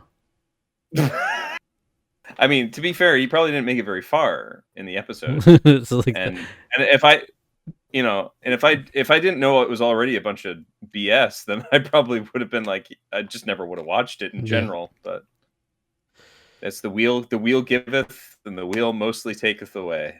Yeah. Random Rex commented on episode 14 of Survivor Samoa, Prayer Warriors. He says, Brett's no Mike Tyson, but he is John Cena since you can't see him. Oh, that's good. On our Gremlins 2 review, Goobers Unite Extra 4700 commented, This movie is wild. Not sure if you know this, but for the VHS version, they replaced the scene with Hulk Hogan with the Gremlins having a shootout with John Wayne. What? That's amazing. Random. That is. Why is that? Why did you do that? Yeah. That movie is wild for sure. It is chaos. Yeah. On our finale reaction, which I shared this around a lot and got a lot more traction than a lot of our videos. We had a comment from you know who, but it's spelled Yuunohu. You know who. That's a fun one. Yeah, I don't know if that's intentional, but let me know if I'm pronouncing that right. Having just rewatched Samoa myself recently, I've made peace with Natalie's win. I really do think the edit was against her here, and you could easily make a case for her win by showing her actually making solid relationships with her fellow contestants. It's absolutely key that you see her making genuine friendships with people like Laura and Brett, while Russell is in the forefront going full game mode. It is ultimately a social game, and Russell can barely take the time to learn someone like Brett's name because he doesn't see these people as human beings, just pieces on a chessboard. Even with Natalie being one of his closest allies, he underestimates her to such a degree that when she actually does play the game as he sees it and manages to turn a vote without his input, he is so completely convinced that she's beneath him strategically that he refuses to believe that she could possibly have convinced somebody to vote her way. And the quote is, I think you did it, but I don't think it worked." He underestimates her hard and brings her along despite her showing she knows what she's doing, and despite her making solid relationships with everyone in the game as part of her game. And even when there are only 3 people left, he believes she has done nothing to exist independently of his own game. "Don't make me make you look stupid in front of the jury." This is another quote. Right. Right. Yeah, he kind of masked off pretty hard against it. I mean, it's Yeah, hard to be a mask the off mask when was like the off. people, but it's like because they kind of knew who was behind it already. He just had that mask up most of the time. But here he's just like, yeah, it's just gonna be a troll again. Yeah. It really makes for a solid case about the upper limit of playing hard. There is ultimately a balance you need to find as a player if you want to win. Use people as Mm, pawns and, quote, throw them in the trash. It will get you to the end, sure. But if you make those people feel lesser than, you hurt them. And human beings are not going to be inclined to reward you for hurting them, even if you're framed as deserving it. In my opinion, Natalie is a decent winner. She was always there. She hustled. She was committed to her alliances. She always voted correctly. She survived an 8-4 tribal line at the merge. She turned people's votes on Galoo all by herself. She made friends with the enemy. And she let Russell make an absolute ass out of himself while polishing her own reputation. He'd probably put her just below Sandra in Pearl Islands. okay. I could see that. Yeah, I can see that too. Because I mean, ultimately, Sandra's game is also pretty similar there. I would say in terms of the social aspect of it. Um, Yeah, so she was a liked person, but yeah. but that's a Yeah, good. it's true. I think that's really interesting insight. I think there's something to be said about the upper limit. I think that was actually a really good way to kind of put it there. Because yeah, I think there is a balance at play that yeah, definitely was not on display by our boy Russell. Yeah. So, yeah. He also said, or he or she also said, for some added context, I have been independently measuring character word count and have gone through measuring the first 20 seasons. Russell has a count of over 15,000 words in this season, which is 4,000 more words than anybody has had in a single season. He is all encompassing in Samoa, so it becomes pretty hard not to assume he gets to win, especially when the second highest in Samoa only had like 7,000 words, less than half of Russell's. So the top 5 for the season are Russell Hantz with 15,744 words, followed by Shambo with 6,961 words, then Jason 6,474, Mick 5,029, Natalie 4,177. So yeah, when Natalie's edit has a present literally 25% as much as Russell, you're getting some production bias interfering with her winner's edit for sure. That's Mhm. another interesting way to measure it too, because like time is definitely like I think a decent measurement because it is more about because of the TV show, but like words also helps too because there's some elements of voiceover on rare occasions. There's sometimes people are or maybe on screen a little bit more, where they say a little less, just because they're a little bit more succinct. But Russell knows how to just yammer, and Mhm. he's entertaining. That's kind of part of what makes him entertaining. Yeah. But yeah, interesting. And so there's a lot of comments on this video in particular. I'm not gonna be able to read all of them, but there's a lot of replying back and forth about different things and discourse going on. But That's great. FNANAANF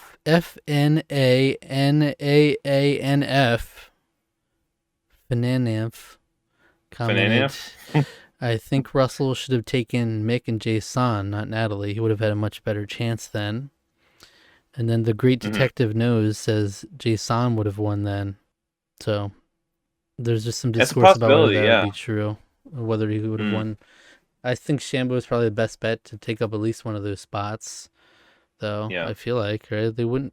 I can't see them They voting for would. Shambo. No, I can't But either. Because they just didn't really like her.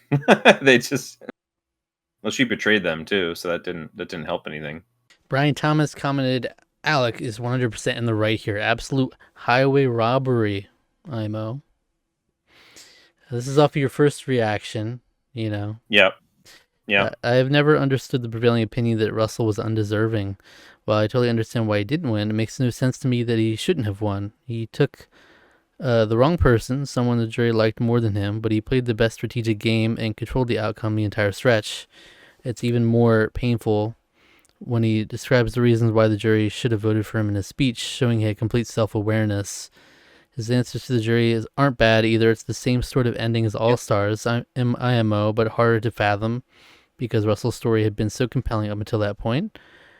Natalie arguably only actively furthered herself in the game one time, the Eric boot, so it ends up being wildly disappointing as a viewer when she wins. Again, totally understand why she did. Explained her passive approach and was more liked by the jury, but it just feels wrong. Yeah, I think I still kind of agree with that too. That, Yeah. like, especially as a viewer, it yeah, I can understand, like, that it makes sense why he doesn't, but was still the more deserving person there, I think, and just in terms of a lot of that stuff that was just said. Um yeah, and I agree. I thought of all the like hard sort of real strategist, like, it wasn't maybe the best showing ever at Final Tribal. Um, I think we definitely have had some better people on display there, but I think he did a fine enough job answering questions and responding. There were, in fact, that was another thing, is like there was a certain lack of spice at Final Tribal. So Yeah, I think the issue here is Brian says that he was completely self-aware. I don't think that's true. I think he's self-aware yeah. in when he's framing it in Final Tribal. He's like, you should vote for me based on if you're voting based on these parameters. The problem is he doesn't see that people don't have to vote on those parameters. He's like, if you think these two Yeah. jokers outplayed me, essentially, then give them the win. But I don't think they Mhm. did. So in his mind, it's like, well, you have to vote for me. There's no other Right. This option. But right. really, there always is the other option, and that's the part of the game he didn't understand. He, I don't think he apologized one time for anything. He didn't say like, I apologize if I rubbed people the wrong way or offended people or Mhm. whatever. You didn't get any of that. That's really what you need in a spot like that. If Yeah. you're gonna play so cutthroat, you gotta at the end at least be like, have some humility and be like, I totally understand if there's hurt feelings, whatever. I just hope you can understand that it was all game, and I'm sorry if I said things are out of line, something like that. Yeah, he kind of went along those lines, because he was like, I'm not this kind of person, like, in my real life.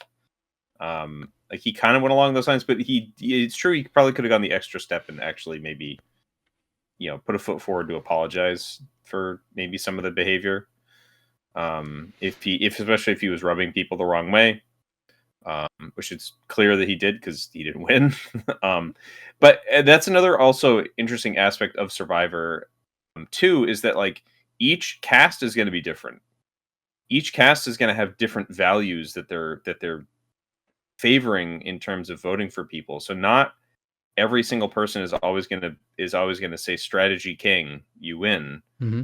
It's like he might be. They may even recognize, yeah, he was the strategy king, but I didn't like him, and he rubbed me the wrong way, and he did all these horrible things. So I'd rather give it to somebody who was with him the whole time, but I like. So, but then there are other casts that are like, yes, strategy. They all have personality types that kind of favor that strategic play more Yeah, than the personal relationships. So exactly. it is always interesting. You do have to kind of know the people that you're vamping to a little bit. So yeah.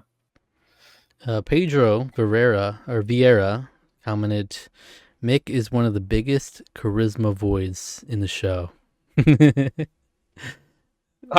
agree. He just I has think me and Zach are both. he just has negative charisma, and I think it's mostly Yeah. due to his energy being zapped due to the low food. The same happened with other Yeah, players, but he made it to final 3, and he still couldn't muster up a personality for him. Aw, Yeah, it's amazing. it's tough because you got to see him. It's fleshed out. His whole game is fleshed out, and there's nothing there to enjoy. It's sad. Yeah, it's really tough. Yeah. Chase Fair commented, the vote that forever ruined the discourse around what makes a deserving winner, in my opinion. Russell definitely burned a few bridges along the way, and I do understand why they didn't vote for him. But he absolutely this season. He I can't agree absolutely more. does. Yeah, I agree. Every vote this entire season, outside of the Eric vote, but he already had put a Laura blindside in place. He directly controlled, and whatever he wanted to happen did happen.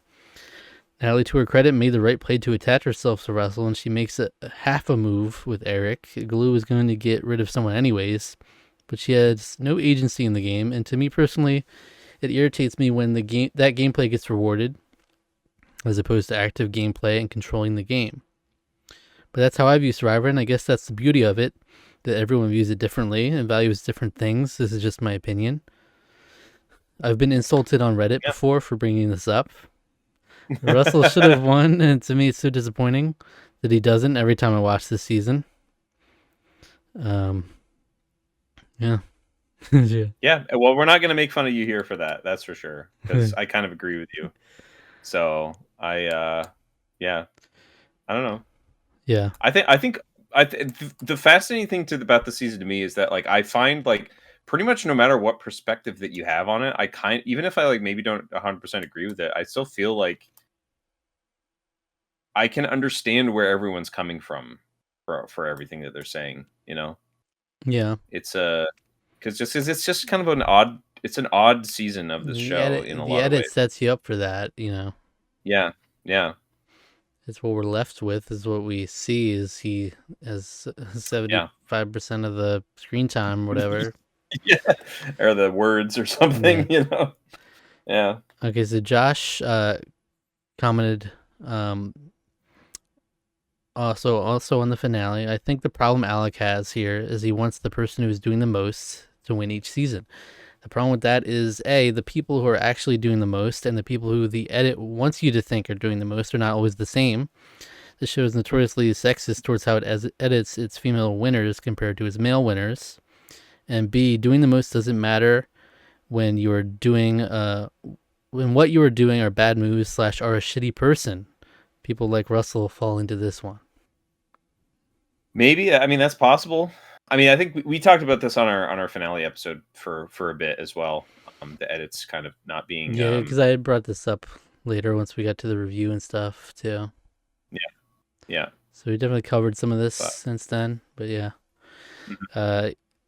He also said each jury member also usually asks everyone a question. They just don't have time to show all 9 jury members asking 3 questions. They also don't want to make it too obvious who wins as well. So if 5 people ask Russell if he's a bad person, they'll only show 1 to 2. That's fair. Yeah, that is fair. Yeah. Then I always kind of forget that that's a possibility of a thing that happens. Yeah. So that's most of the comments from the finale. A lot of discourse there, for sure. Appreciate it. On on our Titanic review, we got a comment from our friend Rusty, Ari Louie. Oh You've seen boy, this one. I Alec saw this one. Yeah. Alec goes on a 10-minute rant about how the romance between Rose and Jack is lazy, uninteresting, poorly acted, and basically insufferable. Then seconds later says, "But Rose's mom, dude, kind of the MVP of the film. Big fan." LMAO. Not really what I said. Titanic is a classic. Call me a sap, but I love the romance. Always going to be here for it.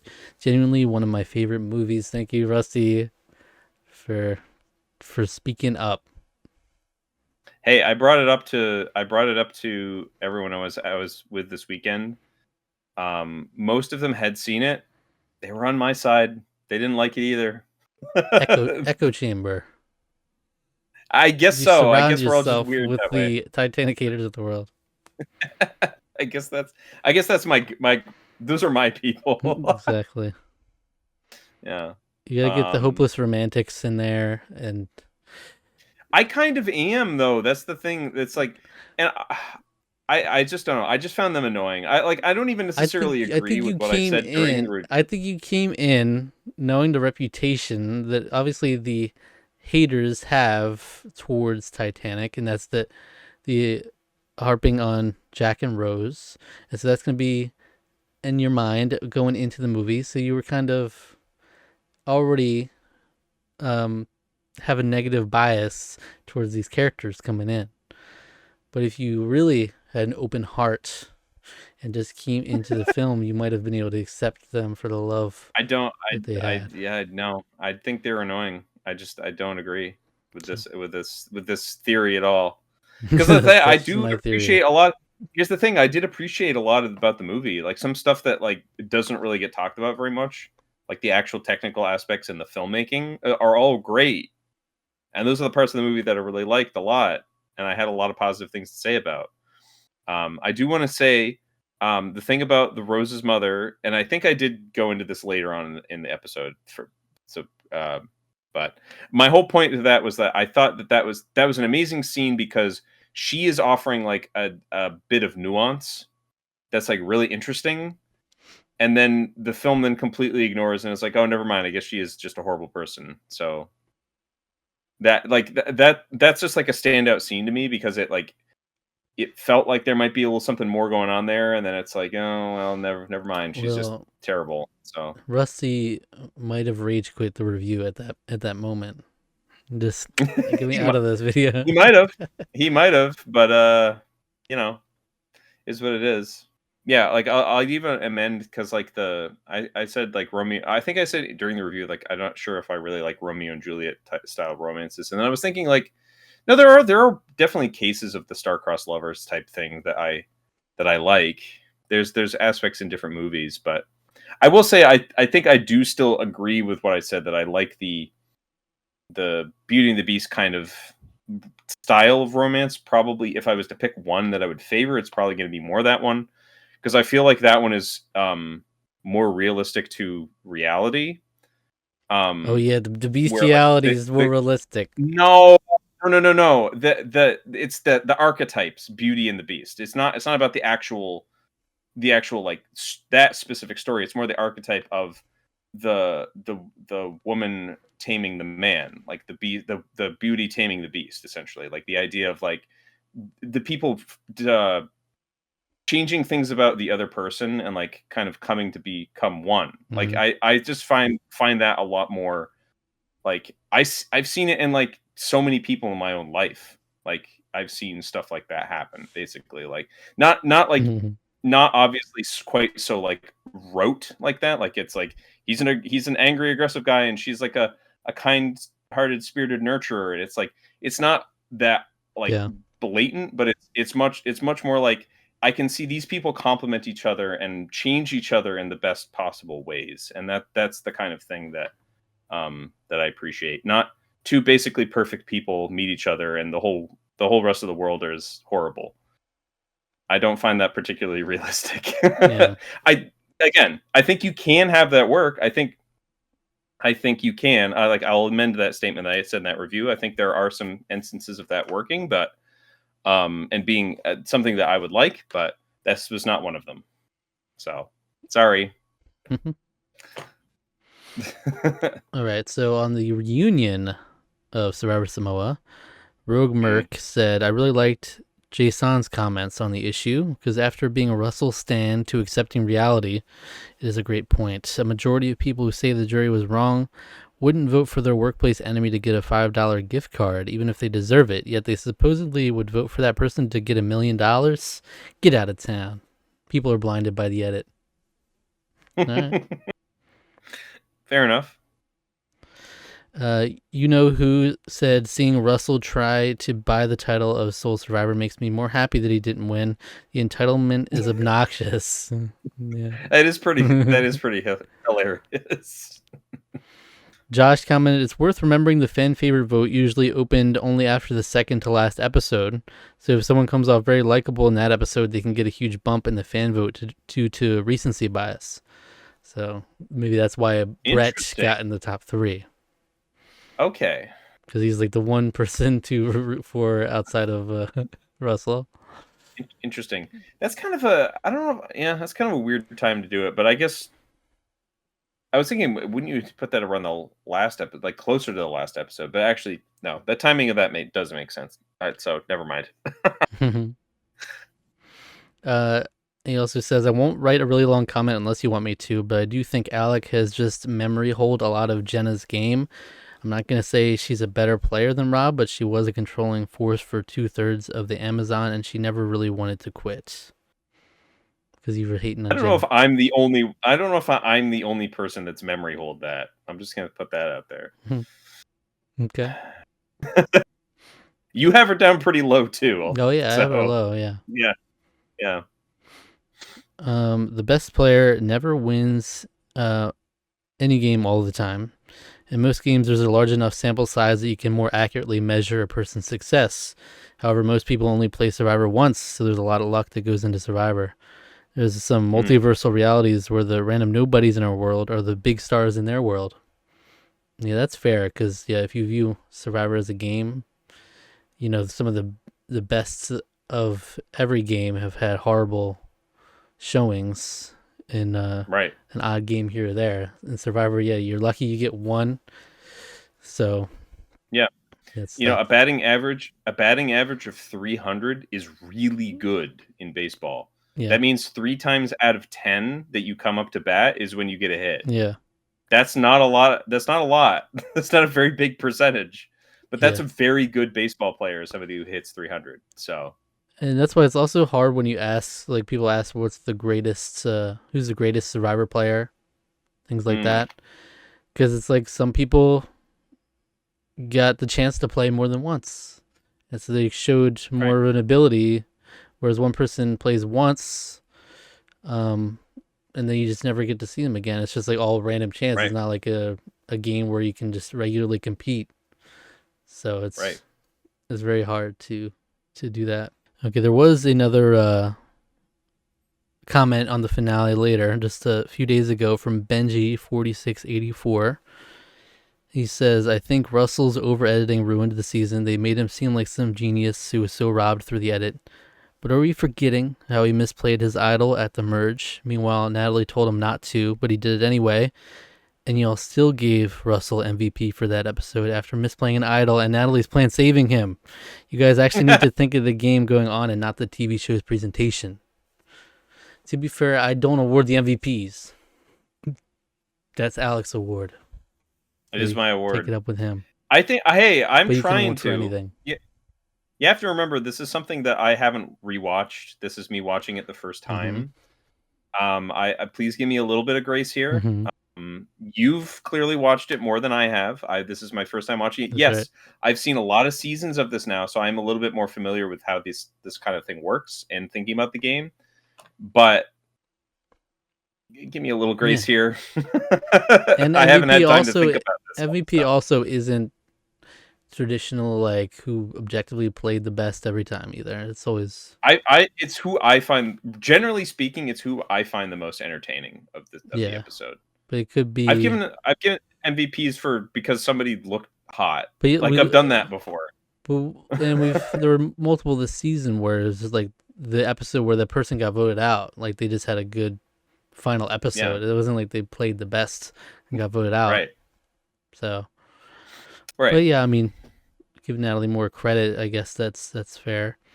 But It is fair. I think the misplaying the idol though, we even talked about at the time, where I'm like, if you're unsure, I'm fine with you playing the idol. You know, rather you play it and not need to play it than like you don't play it and then you're toast.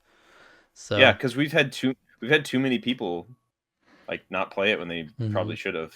You know, so especially in recent memory, but.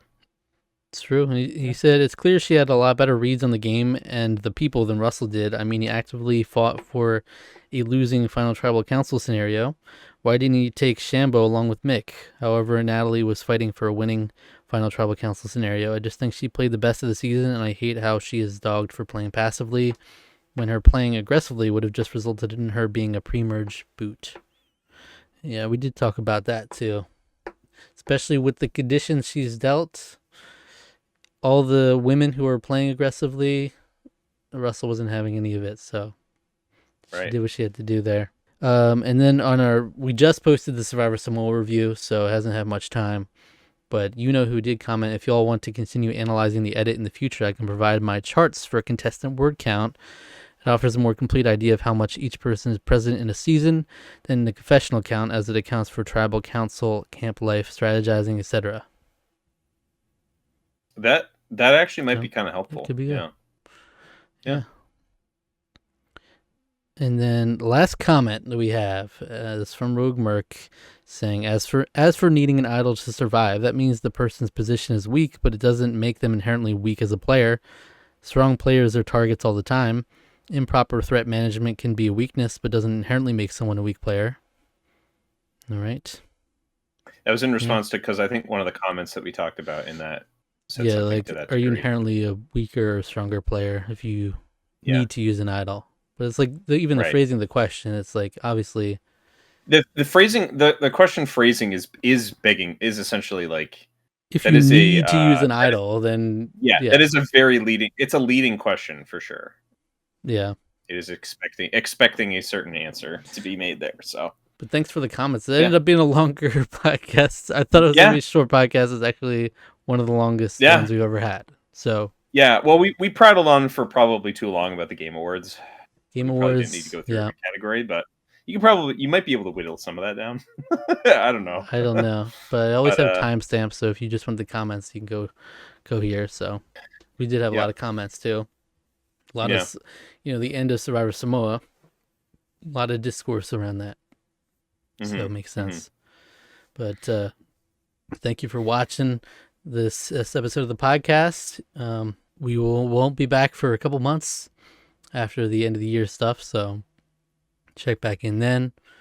But we appreciate you commenting, checking out all the videos, as always. Thanks for stopping by and listening to us talk about all kinds of stuff. And all right, we're gonna go do some Heroes versus Villains stuff now. All right. Yes. So especially all the people here at the end watching our Survivor stuff, or there's more coming. Just you wait.